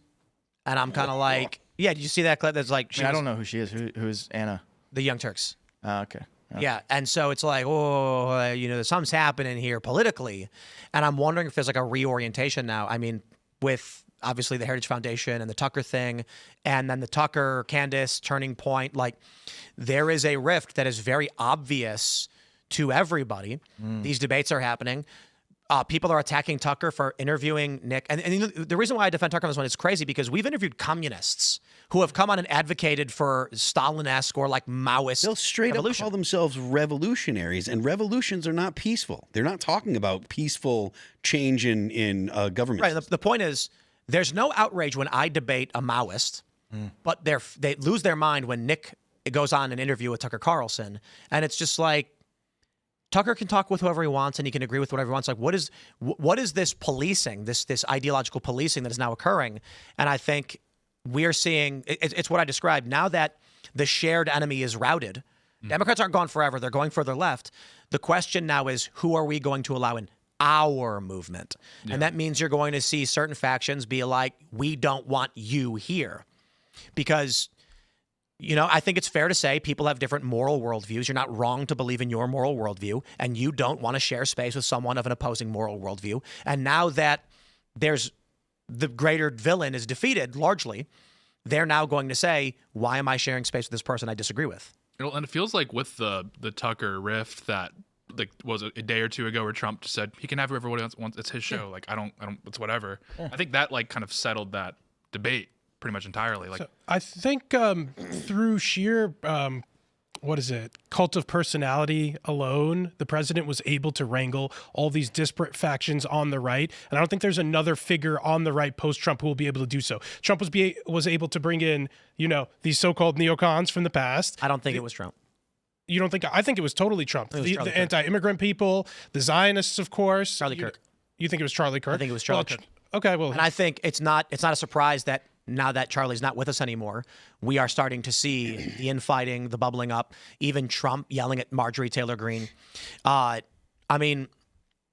think Charlie was a negotiator and a leader, and he brought people together, and he helped. He was diplomacy between these various factions, and without him, everyone's going in different directions. I do think here's what I agree with you on, Elaad. Donald Trump as a character. There are all these different factions on the right that look up at Trump and say, here's what I agree with. And so that creates a sort of de facto, we're all here, we all agree we like Trump. But I believe Charlie was the one at the ground level going between each group and saying, what do you need? What can I do for you? Stick together. And without him, it's being ripped apart and people are going at each other's throats. Sure, I'm just thinking of all these different factions too, like traditionalists, pro-life people with, people who would otherwise disagree with a lot of the things he does or says, willing to look past that and get on board. I don't know if somebody like a J.D. Vance or a Marco Rubio would be able to achieve that in the future, especially when we're seeing more of these cracks in the Republican coalition. So, I feel like we'd be remiss if we didn't talk about it. A couple of weeks ago, there was a big uproar on the right from Tucker Carlson interviewing Nick Fuentes, and then Kevin Roberts, president of the Heritage Foundation, put out a statement on Twitter defending Tucker and saying people who are calling him anti-Semitic were wrong and that he stands with Tucker firmly and strongly. There was a big uproar to that. You were, of course, the chief of staff at the time and defended and supported Mr. Roberts' statement at the time. They kind of folded to that backlash. It led to a shakeup at the Heritage Foundation that included you. Could you tell us a little bit more about what their thinking was behind the scenes and if they're feeling like they're caving to so-called cancel culture? I think Kevin has explained himself, and I don't think I need to explain anything for Dr. Roberts, right? I think he's a good man who, I don't think he's necessarily apologized for the statement. I think he stood by the fact that we should not engage in cancel culture. Who's to tell a guy like Tim who we can and can't have on a show like this? right? Like that's not our role. And I think, one of the things that was occurring, and, Kevin talked about this on Dana Loesch, I think the day after he put out the statement, was there are people behind the scenes that are trying to do that are trying to tell people who you can and cannot platform, right? And try to police speech. I mean, maybe that post-World War II liberalism sentiment like prevails in some circles, but like those of us who are like actually conservatives and trying to conserve the ideals of the American founding, like one of those is primarily free speech. And when there's bad ideas, you hash them out and you point out what's bad about them, and then you point out what's good, right? And you redirect people towards what's correct. And I think, President Trump put that in his own way the other night. Like I think Tate was recognizing that. I mean, like President Trump said himself, why would I tell Tucker Carlson who he can or can't have on a show? And I mean, ironically enough, you want to talk about who's on people's shows. I mean, nobody was freaking out when Patrick Bet-David had Nick Fuentes on his show like a month before, right? That doesn't mean that like everyone's endorsing Nick Fuentes' ideas. Just to play devil's advocate here, the thing about Tucker Carlson is that I know he can be a great journalist when he chooses to do so, but for some reason he chooses to pick and choose who he uses kids' gloves with. So, for example, when he was going at Ted Cruz, he made sure to have every question set up and ready to go. Some people would argue that he threw a lot of softballs to Nick and was using this opportunity to kind of hedge around his edges. And could the difference be senator versus random internet guy? Sure. I think he's more than a random internet guy. Just have you heard that? And what do you think of somebody arguing things like that? Have I heard that people think he put on kids' gloves? Yeah, I mean, I think that's plainly like thrown out into the internet ether, and that's a conversation. I think, what Tim's saying, like Ted Cruz is a presidential candidate. Tucker Carlson is interviewing some random internet guy with an internet following. There's no reason to make excuses or arguments for why Tucker did what he did or didn't do, right? All of that's up to Tucker, right? And Tucker, at the end of the day, it's his show, how he performs it and how he does it. Like, either his viewership will decline or it will increase based upon what he does. And, like, who am I, some random guy in America, to be like, Tucker, don't do that, right? Mm-hmm. Like, he's not going to care what I think, and he doesn't need to care what I think, right? If I don't want to watch it, I'm not going to watch it. Yeah, with infighting like this, do you think the MAGA coalition is sustainable? I think it has to be. I think if not, then you lose 28 and you go to the gulags. You lose right? 26. Yeah. And I think there's a possibility of it. I do think the higher probability is that as the midterms come closer, everybody starts hyper-focusing. What's going to happen is Democrats will start campaigning. They're going to start saying crazy things. The focus in the news cycle will be Democrat promises insane thing they have no power to offer. And then it doesn't matter if you're pro or anti-Israel. Everyone's focus is going to be that's nuts, and this will bring the right together again. However, it doesn't bode well for 28, depending on what Vance has to offer and what his position is going to be, because you are going to get these people who are like, well, Vance, are you pro-Israel? And Tucker is a prominent anti-Zionist personality. He's critical of Israel, and he's got a big following. So if J.D. Vance comes out and says, we're for Israel, Tucker then says, I'm not voting for you. Or I'm not interested. And then his audience says no, and you lose the voters you need to win. I think you're going to lose the American interest if everything we do is debate foreign policy, right? Like, Agreed. The American people are purely focused on an America First agenda. They want to see an agenda, particularly Gen Z, who is promised a world that they're just not seeing around them, right? Promised upward mobility, promised that if they go to college and get an expensive education, that they would have a high-paying job in a place where they want to live and raise their family, and they could go buy a beautiful home with a white picket fence and have that, stereotypical dog and 3 kids running around in the front yard, right? That's not accessible to people, and people are sick and tired of hearing all about foreign affairs, foreign relations, and they just want to hear about how can you make America better. They want mass deportations. They don't want half measures. They want to stop seeing, blue-collar workers undermined by H-1B workers. This is interesting. Young Gen Z, 18 to 21, favor Republicans. Older Gen Z, 22 to 29, are more Democratic. Isn't it crazy that Gen Z is 29 years old? Well, and what's more remarkable is where that split is basically COVID. Yes. So you have the post-COVID Zoomers, pre-COVID Zoomers. Pre-COVID Zoomers are like an extension of millennials, effectively. It's the post-COVID Zoomers are like the really base, supposedly. Where with post-COVID Zoomers, they're quite literally either trans analogs, effectively, or they're literally like basically groypers. Like there's not much in between there. I don't know about Zoomer that. waffle. I don't know about that. Maybe not that, but like I don't think that. Like I think there's this increasingly narrative going right-wing. around. There's this narrative going around that like the GOP has a Nazi problem. Like that's absurd. Laura Loomer YouGov just tweeted that today. Yeah, I mean, Yeah. how absurd of an argument is that? I mean, YouGov, it was like last November, did polling on that question of like, what is the American perspective on Hitler? And 1% of Americans, literally 1% of Americans, said that they thought good things about Hitler. And that was just the groypers. Like, dude, like it is such a small fraction of people that Ryan, even care about this. You understand though that like I was using that by the what way this as a all, like, joke kinda to say very circles- right wing. Yeah. circles back to though, it's like the person who Tucker was interviewing, Nick Fuentes, has said good things about Hitler though and spoken of him in a positive light. And Tucker used kid gloves when asking about that stuff. He chose not to at all. So I guess the greater point would be, while you're saying that it's only 1% of the population saying this guy is in an interview with Tucker where Tucker has nothing to say about it. And I think one of the bigger issue here becomes that if Fuentes becomes the face of the Republican Party, then the Republicans aren't going to win because this guy is unpalatable to a general electorate beyond, the online right. Frankly, and maybe small parts of the electorate, but definitely not to a general electorate, in my estimation. So I think that's I don't know, is it truly 1%? Because the internet would have me thinking something different unless I mean, that's the problem, is that like it's the internet. All of this conversation is framed within the internet. I think there's millions of Americans. yeah, I'm who on the have no internet idea right now, though. what's- I'm not what's going to being say I talked love about. Hitler, and I don't think that he was a bad guy, and that I look up to him, and I think Stalin were great guys, even though we're on the internet. It's like, Yeah, I even think- like a lot of Zoomers IRL, like even if their politics, are pretty far to the left, pretty far to the right, like they code very normally. They're still like a lot of normal kids. Like you're saying, was it Rod Dreher? He was talking about the Zoomer staffing in DC. He's like, he said, I estimate 30 to 40% are groypers. And I think he's using that as an analog because I think they're trying to set this trap up and they're trying to poison the well with Vance, where they're trying to say anyone that is to the right of like Ted Cruz is a groyper. And so like that's the trap that was being set up. And Roger is great or whatever, but I'm just saying I don't think that 30 to 40% are like tuning into Nick Fuentes every night. I think they're just people that are disaffected right wingers that are just kind of frustrated at the way things are moving, and so they want to see more, and they get labeled groypers. And I don't think that's entirely true. So that's what I was saying earlier. I was like, to the right, they're groypers. I was just saying. Ryan, you were on the Hill analog. before. What do you make of that estimate of 30 to 40%? I've never met anyone that calls themselves a groyper. Exactly. Like never. Like it's a purely internet term. It's called hiding your power level.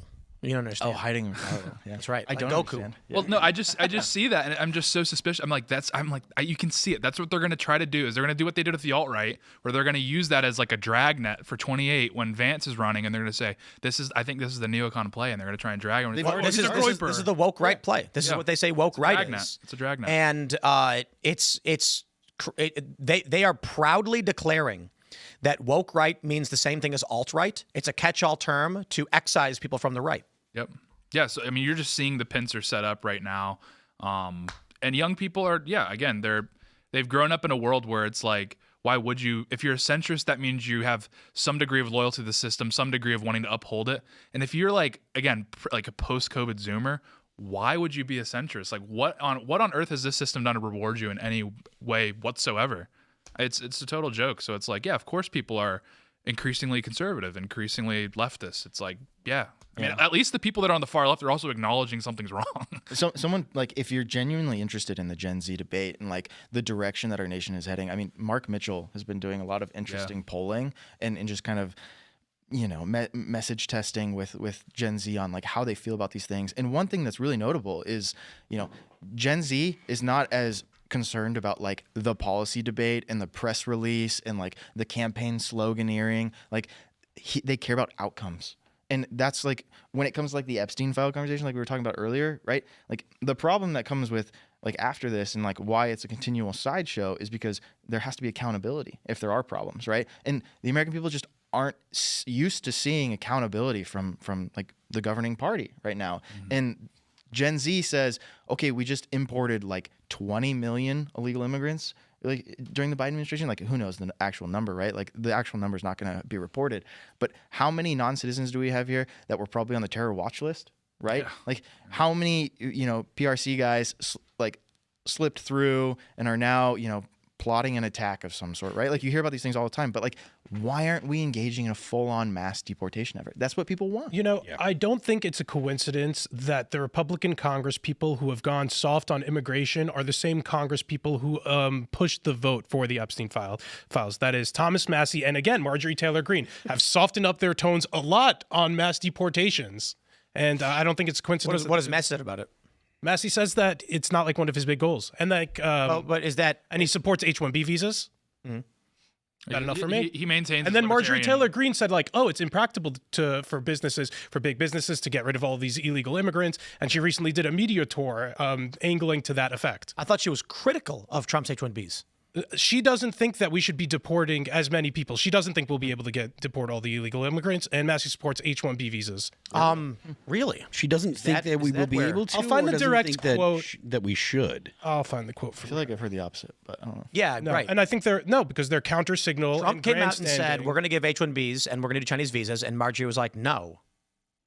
I thought that she took the other. I thought that's what Trump got mad at her. He was like, oh, she's texting me about this. What did he say? She keeps calling me, and then Marjorie was like, no, I texted him about it. One thing. And it's like, regardless of the GOP, with young right-wing guys, the priority is immigration. That's like what we see. That's what's affecting us directly. And a lot of people will come onto the show, or they'll go into the zeitgeist in general, and they're like, the deficit's the biggest issue. And it's like, I get that, but that's not how you win. I mean, the America Party, that was the whole idea, is worry about money. And it's like, dude, we're Costco's a disaster. I was thinking about our costs here, and I started to look into it, and I realized that if I replaced Phil, Elaad, and Tate with H-1Bs from India, the show would be a lot cheaper to run, and Serge, of course, and it would be a very, very interesting political show that I think would be worth pursuing. For crime. Just we actually had a joke about this a few years ago where we wanted to open. Actually, we can do this with AI now. The only problem, what really is messed about the AI stuff like Sora is I'm Tim Pool and I own the rights to this. And when I go to Sora and say make an episode of IRL, I put a video in of me, it's like this is copyright protected. It won't let me do it. And I'm like, it's me. But so I get the same thing when it comes to All That Remains of Music. Okay. Right? Yeah. It's like, it won't let you copyright protected. I'm like, I own it. So the recent comments I was referring to with Marjorie Taylor Greene was her criticizing the ways that the immigration raids are going. She's saying that there needs to be a more humane way to conduct ICE raids. Was her criticism? Okay, well that's different than saying that she doesn't support deportations. There was more, but because to be honest with you, people might say the same thing about me. While I don't agree with her, I do think that the optics of the ICE raids can end up causing problems for actually deporting people because you get squishy left-leaning liberal women that get out there and scream and yell because it looks like you're hurting. I also have this quote about Marjorie Taylor Greene in the Rift, talking about how the Epstein rift, and she said, quote, "This has been one of the most destructive things to MAGA is watching the man we supported early on 3 elections oppose the bill," she told reporters.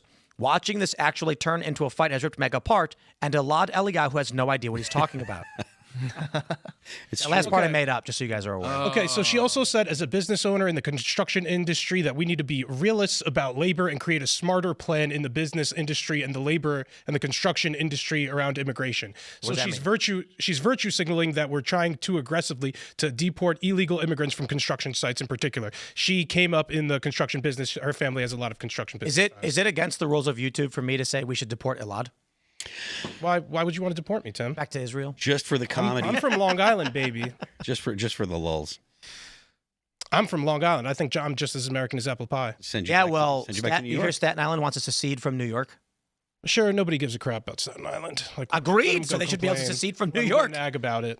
They don't want to be part of Kami Mamdani's utopia. Yeah, you can. No, I don't know. All this Staten Island, you lose the impractical jokers, and you'll be regretting that. All of this rhetoric about deporting me and heritage Americans and what it means to be an American, it makes me think I might be first in the camp if we build them. I don't know. What is an American? What makes somebody an American citizen? Tim's here talking about deporting me. I thought he was hiding me in the attic if shit hit the fan. I guess I'm first in the chambers. People like to say, "Oh, I'm first in the gulag." No. I'm seriously. You don't understand. You'll be near the end, and they're saying Ryan is probably going to be the first one to take me. You misunderstand. That's what I'm reading about him. Dude, when it hits the fan, I'm gonna be sitting with Tate going, "Wait for the cream," and you're gonna be sitting there with a stone cold look on your face. No, everybody knows I really pull the strings here. Elaad, you'll be one of the last. We love you so much. When we start the Heritage American re-education camp, she'll be like, "Don't worry, end. Don't worry, Elaad.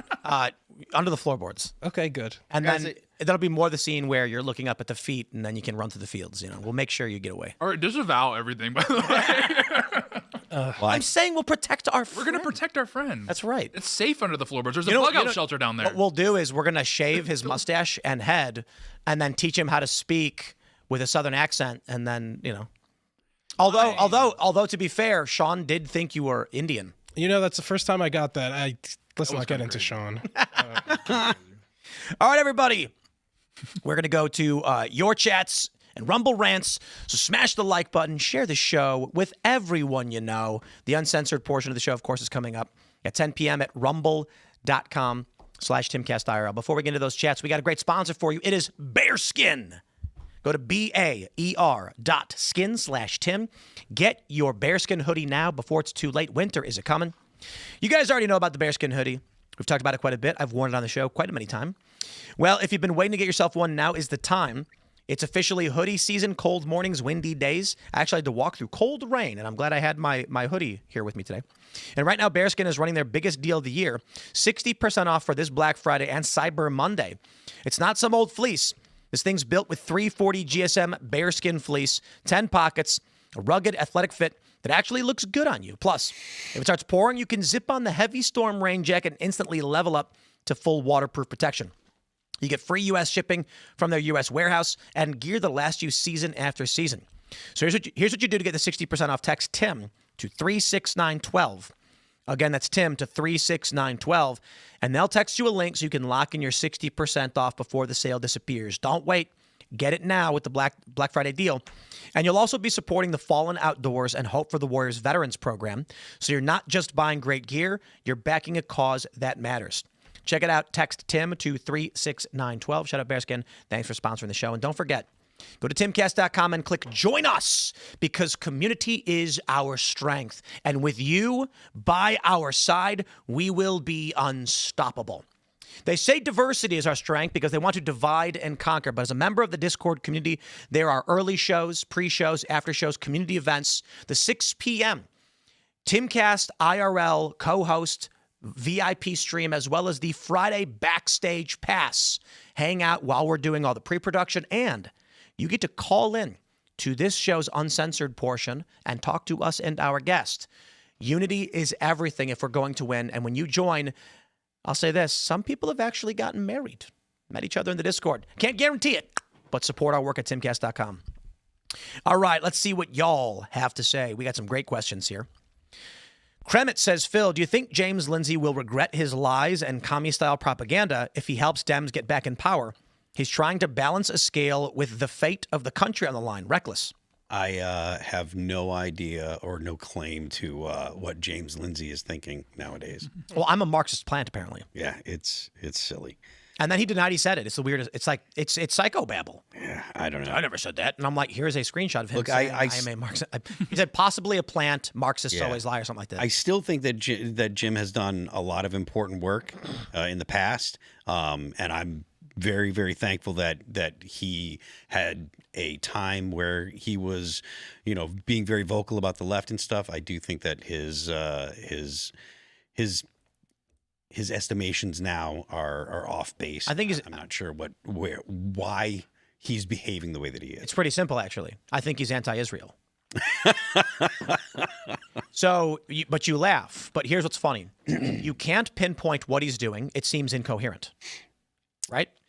To a degree, yeah. His track record is infiltrating organizations, create arguments that make them look like idiots, and then trick them into publishing them. He has done this over and over again. It is his claim to fame. Mm-hmm. Now, he is seemingly aligned with the pro-Israel side, saying the stupidest, garbled nonsense imaginable. He called Mary Morgan a woke right. Yeah. Mary talks about dating and pop culture. It's just incoherent psychobabble. When you, Phil, who've watched him, are saying, I don't understand what he's saying, I think it's clear to say the simple solution is a man who intentionally infiltrates groups to present a fake argument that makes them look bad is probably doing the same thing right now. Because the pro-Israel side, like when you look at Konstantin Kaisin and Seth Dillon, and they're saying woke right means people who believe that Jews are oppressing them. You're like, I understand the point you're making. When James Lindsay comes out and then says, I should be in charge of the national movement and conservatives are bad and Mary is woke right, you go, this guy seems insane. These people that are claiming woke right are nuts, and that's basically been what he's doing. He's doing effectively the same thing he did to academia, but to the neocon pro-Israel conservative, like right. I think he's describing like traditionalists as that, like. Well, look, I think if you look at what You don't want him on your side a lot. That's the point. I think he's gatekeep. Yeah. I think. Well, I think maybe gatekeeping is kind of accurate. I think that he is looking at the pendulum that has swung to the right, and he still considers himself a liberal, and he thinks that too much influence from the right will be a bad thing for liberalism in the United States, and I think that he doesn't want to see liberalism fall out of favor. I think that he still thinks that liberalism is the proper political ideology. Agreed. In the and United liberals States. are anti-Israel.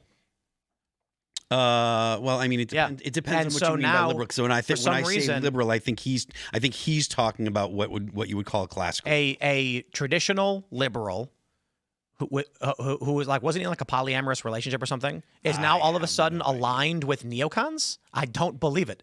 I think if you put him and a neocon in a room 15 years ago, they'd be arguing the whole time. Yep. So it's surprising now that once again, the guy famous for infiltrating groups is aligning himself with neoconservative pro-Israel groups and making them look like they're retarded. I think it's just like, guys, this is what he does. Why are you acting like all of a sudden he's just incoherent? The man historically has been. He infiltrates the left, makes them publish an incoherent argument, and then everyone makes fun of them for saying something dumb. And now he's got neocons doing it, and everyone's like, he's serious. I'm like, no, he's just anti-Israel. And that's fine. He's allowed to be. Let's read some more super chats. All right. I identify as tax exempt says, does the Epstein files release include the files from the intelligence agencies? I believe it's technically supposed to. Whether it will, that's another question. So a couple of things on those Epstein files that are being released. I believe that they are different judiciaries in New York and Florida that have their own associated Epstein files that will not be included in this legislative Epstein file drop. There's also the Jeffrey Epstein estate that has separate documents. So I suspect, again, we will be seeing a drip of more Epstein info in the future, and this is not the end of it. It'll never be the end of it. All right. Cynic says, if redactions can only be for national security, if whatever they release is any redactions, then it is essentially confirmed this was some CIA Mossad blackmail scandal and our government allowed children to be abused. That is a huge leap. Yeah, For all we know, it could be they're aliens and they're redacting it because aliens were kidnapping kids. I mean, I think your scenario is more likely, but if there are redactions for national security, it could be because there's a name of an agent that's passively mentioned because they provided some evidence in the file. So put it this way, they could say, I spoke with Agent Redacted about information they provided from a witness who had at one point been working with an associate of Epstein's. That doesn't mean the redaction proves the intelligence agent was involved. So there's likely going to be redactions in that regard. It's not a guarantee. All right. Rager says, I firmly think he says McGee. He puts emphasis on the E part, not on the P like you usually would. Plus, she's skinny, and Trump isn't blind. It looks like McGee. Piggy's more fun. Yeah, I mean, what was her name? Her name was Lucy. Was Catherine Lucy. Yeah. Why would he say McGee? Yeah. And people are claiming it's Peggy. I'm like, no, her name is Catherine Lucy. I'm going with Piggy. Yeah, Piggy's hilarious. Long on Piggy. What is anyone at this point not going to vote for Trump because he called a woman Piggy? No, I don't think one it matters. Guy. one guy's like, what? I'll never be on the ballot. This is the last straw. Yeah, that's it. Poppins Patches says Tim often talks about how bad and brain dead kids shows are, and he's absolutely right. But I would encourage you and your wife sample Bluey. It is a very good exception to the rule pro family. My child will not be watching anthropomorphized animals. No. She's going to watch 90 Day Fiancé and The Five. Don't forget The View. No. Oh, boy. No, my daughter literally watches only 90 Day Fiancé and The Five. No way. Okay, so when my wife is watching TV, she watches 90 Day Fiancé. I call it Married to Strangers. And then when I come in, I turn The Five on. And so she's not really watching, but this is what's on the TV. Yeah. We're not going to do any kids' content. This psychobabble, hallucinogenic DMT trip cartoon stuff for kids is nuts and a bad idea. And that's why we got a bunch of trans furries running around. I'm not joking. Dude, not good for your kids. I like that theory. I think it's true. I think children are trying to emulate and create an identity, and they're looking to people around them, and parents put them in front of TVs or tablets where all of the interaction, communication is coming from anthropomorphized animals. And then when they get older, furries aren't dressing like animals. They're dressing like cartoon animals. They identify as a cartoon animal. And I think obvious people go, Tim, not everybody does that. Of course not everybody. Some are affected by it, some aren't. That's just it. I think that's true. None of that stuff is bad for kids. Bad for kids. All right, let's grab some more Super Chats. Again, smash that like button. What do we got? Wyatt Kaldenberg says, after JFK's death, the Dems got a huge sympathy vote. The neocons falsely blamed the 1964 election on Barry Goldwater and the populist right and purged the right. We're in the middle of another purge. Well, okay. It was a long time ago. I wouldn't know. Arsonist says, Muslim Americans who backed Trump 3 times and rallied others. This is normal politics. People return when they need you. Join any fight only if it aligns with what you believe and will make America better. This is what Democrats are doing. The reason why they're attacking white people is because they're basically like, hey, you know that group of white people? How do I get Latinos, Muslims, Asians, black people to come together? What do I offer them? White people bad. None of you like white people? Okay, good. That's the offer. That's why left has gone that route. Because they're trying to build a coalition of various minorities, and the only thing you can offer them as a lowest common denominator is another group to hate. And then I guess the left argues that the right is arguing minorities as a whole or whatever. All right, that one gamer says there's more drugs coming from Mexico and Colombia than Venezuela. Mexico is asking for help from the U.S., Russia, etc. to fight cartels. Thoughts on actually doing good instead of another Iraqi oil run. Did you guys see that, like, the Mexican president was attacking a senator who said that the intervention from Trump would be good? And she said this is, what did she call it, treason or something? Mm-hmm. That a senator was calling for a foreign intervention into their own country. Yeah, not to mention like the auspice around her election was weird. She got in, there was like tons of political assassinations leading up to her, win. And the environment in Mexico is crying out, I think, for some sort of intervention, I would say. I mean, Monroe Doctrine, that's our neighborhood. Was that Monroe 2.0? Yeah. If you've got a narco government at your southern border that continues to funnel in people and drugs and stuff, it is a national security threat. Yeah. So I think the thing that this the super chatter was hinting on, though, is that the drug problem mostly isn't coming from Venezuela, although Venezuela may be sending some drugs, but the administration is having a disproportionate response to that. I know one of their reasons for attacking all these drug boats have been the drug issue, allegedly, but many other people think that they're just trying to overthrow and apply pressure to the Maduro regime, which they consistently call illegitimate and say that he is, illegitimate and which is also a narco-dictator, a narco-terrorist. It's also justified. It's in our neighborhood. They cause a lot of problems. I mean, like, there's so many documentaries, like, exposing these CCP camps that are in Venezuela, and they train these people to come up through. Like, you shut that down, that's going to alleviate a lot of these illegal immigration problems because again, Venezuela aids a lot of these caravans that come in. Granted, the Darien Gap's been like the crossings across the Darien Gap has plummeted, which is remarkable. But I totally agree that Venezuela requires some intervention, but I just think it's fascinating because the people who would usually bitch about neocons are still supportive of us being involved in Venezuela, which, again, by the way, I am fully supportive of. There's nuance there, though, right? Let's get into it. It's about primacy in our hemisphere, right? Between 2021 and 2023, more Americans died from opioids than World War I, Korea, and Vietnam. Correct, combined. but we're not getting the heroin and fentanyl is mostly not coming from Venezuela. It's coming from Colombia and Mexico. So when it comes to Venezuela in particular, this isn't particularly about drugs. Most of the drugs that are coming into this country via the southern border are not coming from Venezuela. They're coming from China. Yeah, China to Colombia to Mexico, but again, the point is, like, they're hitting drug traffickers on boats in the ocean. Like, that's what they're doing. They're not going and, like, ransacking the capital of Venezuela. And Venezuela is an outpost. Well, it's also one of the big reasons that we would invade Venezuela or are encouraging them to overthrow the Maduro regime is about oil. It's totally about oil and the markets, the global commodity of oil, and trying to discourage Russian oil from exporting further if we could decrease the price of oil because they have the biggest reserves in the southern hemisphere. The geopolitical incentive is way stronger than the resource incentive. Like, there's no question about that. It's like if it was about oil, we would have invaded. I just think when people use neocons a long time ago. Yeah, exactly. Yes. Well, I think we have been before. So We would have. Colombia. we have been and we should have never left. Obama would have if it was just oil. But and things have. I don't think people realize that 12 years ago, Venezuela was U.S. visa on entry. Yeah, exactly. The tensions were not this crazy. You could just show up. You didn't need a visa. You could literally just walk to the border, and be like, "Hi," and they'd be like, "Welcome in." Yeah, and neocon, But it was getting crazy. Yeah, and a neocon is someone like obsessed with Iran. Right, Your own neighborhood's All right. Okay. We got It's not Marine. kosher. Marine 98 says, didn't a judge dictate that the DOJ could only release certain portions of the Epstein files? How is that going to work with Congress? Pass and release everything. A judge going to say that Trump can't release the files the Congress approved? That's interesting because Congress should have the final say. But a judge is supposed to provide a check. So one theory is that Trump is saying, fine, release it, because he knows the judges are going to be like, we won't let this come out. And then Trump takes the heat off himself by being like, I said to release it, and we all voted for it, and then a judge blocked it. Don't look at me.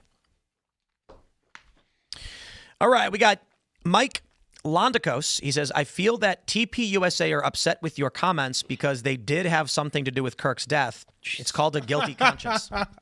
I don't think that's the case. You had something to do with it? No, they're saying TPUSA did. Oh, okay. They're saying That would be more. the comment salacious is saying of you. that the reason Turning Point's mad at me is because they were involved. I don't think that's true. There was a video people keep sending me where it's a guy going over Turning Point's 990 forms. And this is why I'm sorry, I can't stand conspiracy videos. So this guy goes, the filings for this year are missing. They're not missing. It's unavailable. There's a difference. Missing would imply that they should be there and they're not, or that it implies this is strange. Missing. What's going on? And unavailable could just mean that they filed in October. It's been about 1 month and not yet been posted in these networks. There is an interesting point that these videos have been bringing up. A bunch of podcasts are popping up about their 990s because the theory, I think this largely stems from Candace saying that Charlie wanted a Doge-style audit a week before that he was murdered, and now their tax filings didn't come in October or something. For the first time, this is what one of the arguments is. For the first time, they every year they filed 4 990 forms, nonprofit tax forms, May 15th. This year they missed it. So it was an October extension that's not yet in. He goes, they're missing. And I'm like, well, no, they're just not yet available. We don't know what that means. But that's why I can't stand. And then he goes, Charlie said he wanted a Doge-style audit. But Tyler Bower said that they do an audit every year. So he's saying they're not going to do it. And they're defying Charlie's wishes. And I'm like, no, he literally didn't say that. He said they do the audit every year. And so that's why I'm like, guys, there are some interesting questions about why these various Turning Point entities were funneling money through each other. One of the things people brought up is that, I don't know if this is true or not, but one of the arguments is that they created, there's Turning Point Action, Turning Point Endowment, and America's Turning Point, and they were moving money between them. Some of this is totally legit and normal, but there's one of these podcasts saying Charlie was getting a salary from each of them around $250,000 to $300,000, meaning that if you looked at the 990 filings for TPUSA, you'd see Charlie getting $300,000. Because you didn't know these other entities existed. But if you looked at them, you'd see Charlie was actually making over $1 million. I don't know if that's true, and I don't know what the point is that they're bringing it up to insinuate about Charlie, but I certainly think he deserved to get paid from his own companies. But as to the greater point, we didn't talk about it, and we'll talk a little bit about it in the uncensored portion of the show, but the latest update, because I'm not trying to be big on drama, but we were not invited back to AmFest. And so there was some, I guess, back and forth drama, whatever you'd want to call it. And then ultimately I decided I had to pull the trigger on what our plans were for the end of the year. And so I was going to make a video explaining that we weren't invited. They have since said, no, like, please, we want you to come. And they're trying to get us to come. There's a lot more details involved in this. I think, in all likelihood, we're not going to be there. But I do want to be fair and just mention that many people have reached out to me saying that they're clearing a space for us. They're going to move speakers. The long story short is there's a lot to the story. I was told that I'd made hurtful comments, so they weren't going to have us back. Whatever those comments were, I don't know. I mean, I have a general idea, but I don't think that makes sense that they were hurtful. And then they booked people in the slot we were going to have, so we weren't coming. And then only recently decided maybe we should move these speakers and reopen the slot. But I'm like, this is weird. This is crazy. Like, I can't do this. And we're less than a month out. There's not going to be hotels. I can't spend $20,000 in late. Like, we've tried really hard. And now I think the response we're getting in terms of, no, we'll have you there is largely due to potential negativity around the event and why we weren't invited. And I was asked by many people not to talk about it when the issue had come up that we weren't yet invited. And I was told constantly, just wait until it's less than a month away. And then was explicitly told, well, we weren't planning on having you back because you made hurtful comments. And I'm like, okay, guys, just tell me that and I'm gone. I think they didn't want me to do a video and be like, hey guys, here's what's happening. We're not going to be there. I know that we promoted the event, told people to buy tickets, but we're not there. I'll go into greater detail in the uncensored portion of the show. So I'll say that there because I'm not trying to do a big drama thing. The reason I did the video is because I thought it was important that as we had promoted the event, us not being there was important for anybody who expected to see us there. And, I recommend you guys go. Don't let us stand in the way of whatever that is. So let's grab some more. The Coco Nino says, Tim, solution to housing and wealth gap. All sales of homes to first-time home buyers pay zero tax, no income, no capital gains. Construction becomes profitable overnight. The problem, so one of the issues is supply. Where we are, it's crazy that they're building a massive amount of houses, and we have no idea who's supposed to move into them. Yeah. This is really weird. I mean, Trump's curtailed immigration and the birth rate is down, so why are they building houses? I think the Fed is likely giving funds to construction companies to build houses to prop up the economy. I think it's a big scheme to create fake jobs. This is going to lend itself to inflation because they're injecting money into the system, but I don't understand how they're building as many houses as they're building. I guess I think the idea they're bring down prices. I think the idea is the Fed creates money upon the issuance of debt to a construction company, a loan, which they can use to hire people to build a house. So those people have cash and then go to the grocery store, and this creates an artificial lubrication in the economy. I think, and then to be fair, it is true that we are constrained on supply for housing. Yeah, I think the issue with a lot of the demand side that they're trying to solve, it really comes down to supply because we could change how the mortgage is done and whatnot, but if the supply stays the same, then prices will not go down. I mean, a lot of the supply side problem will be solved by mass deportations. Totally. Right? And then, there's incentives that have to come into play. I mean, we should be thinking about what kind of housing do we want developers to build? Because they're being incentivized to build the wrong kinds of things. I mean, everybody's thinking in high rises, not homes, right? And then, I think to the super chat, point, I think that's an interesting idea. I think there should be more creative solutions that were thrown at the wall and seeing what sticks right now on for first-time home buyers. I mean, should they be at the front of the line in considerations as it pertains to state law for purchasing homes? Why are corporate entities getting? I got an idea. Yeah. Instead of SNAP, how about you get a tax deduction commensurate with what you would have received for food benefits? We don't give you money. We just don't take taxes from you. That means you have to work. And you get to keep more of your money if you need it. I suppose the problem is people who are at poverty are paying zero taxes anyway. Yeah. Mm-hmm. Yeah. And I think a system like this is inherently problematic when only the hardest working people are paying the taxes for everybody else. You have a guaranteed breakdown of the system where people eventually say there is a diminishing return on my labor, and then high merit people stop working and low merit people keep demanding from the system, and then it pops. Yeah. And there you go. All right. What do we got? Eric Miller says, how you know it's a cult? Trump calls a reporter piggy. The entire mainstream media squeals. So true. I mean, it's a good point. That's what I was saying. They got the call. The media was like, this is our story. Everybody run with it. To be fair, I did too. I saw that story and it was going viral. I'm like, I guess I'll make a video about it. And I laughed and said, Trump is right. And I said, is it presidential for Trump to call a reporter piggy? I say yes. It is now. It's Trumpian, that's for sure. Well, we need to be a bit more brutal of a people. So true. When Trump does something, it makes it presidential. Exactly. So the answer to the question is yes, it is. McDonald's is aristocratic now. Sorry. What are you going to do? Don't apologize. It's true. Millennial Mama says the process at Ellis Island was often 2 hours long and quite extensive. Check out some of the questions they'd ask. Dems would be aghast. Okay. Questions. Actually, let's do this. Let's ask our friend Grack.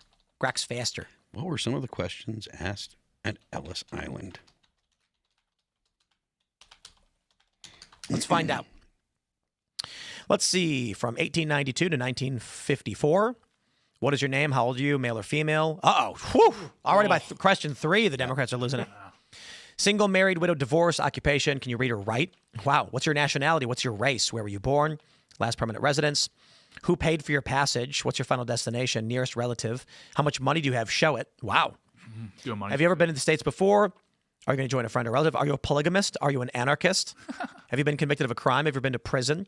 What is your physical and mental health condition? Do you have any deformities? Are you crippled or otherwise physically defective? What's your height, complexion, color, hair, and eyes? Identifying marks. By whom were you invited? Do you have a contract to work here arranged? This is just me on a date. This is you deformed? What's your race? Are you crippled? Yeah, what's your race? Are you Indian? You have money? Show me. I wonder. Show me. Prove it. I wonder how many. May I meet you? I wonder how many of those questions today Americans would say they would support being asked. All of them. Except for the Democrats being like, what does male and female even mean? I mean, how do you ask someone that? You have to assume their gender? Republicans Assume they would be have one? fine with all of the questions, and Democrats would be like, oh, no, all those are racist. All those are hurtful. I thought they'd be more patriotic, frankly. I'm relatively unimpressed. I wonder if there was like. I thought there would be a loyalty pledge or something like that in there. I'm disappointed that they didn't ask about communism. They only asked about anarchism. Only anarchy. Well, this is for entry, not citizenship, right? And like also, I don't what conflicts were going on. It's like, are you coming from X, Y, or Z? that we were at war 1880s, with? communism wasn't even really like in the zeitgeist as much. So My friends, we are going to go to that uncensored portion of the show at rumble.com/Timcast IRL. Smash the like button, share the show with everyone you know. It's going to be a hoot. We're going to talk about things that are not so family friendly, but always fun and funny. And you, as members of the Timcast Discord, can call in to talk to us and our guest. You can follow me on X and Instagram at Timcast. Sir, would you like to shout anything out? Shout anything out? I'll shout out my Twitter. You guys can follow me and the controversies that everybody likes to talk about. Ryan M. Neuhaus, Neuhaus. Right on. you can follow me on X and Instagram at RealTateBrown. For the record, for posterity, I don't think Elaad should be deported. I love Elaad. He's the greatest. Plus one. Seems like a pretty good dude. You've convinced me, Tate. Re-education is still on the table, but deportation, no. If I get deported, are you bringing me back on the H-1B? That's right. That's right. That's right. Tim officially Elaad, endorses H-1B visas. You can be 01. I think you're that great. But also weekends, me and Connor Tomlinson, we have our show for the culture war across the pond.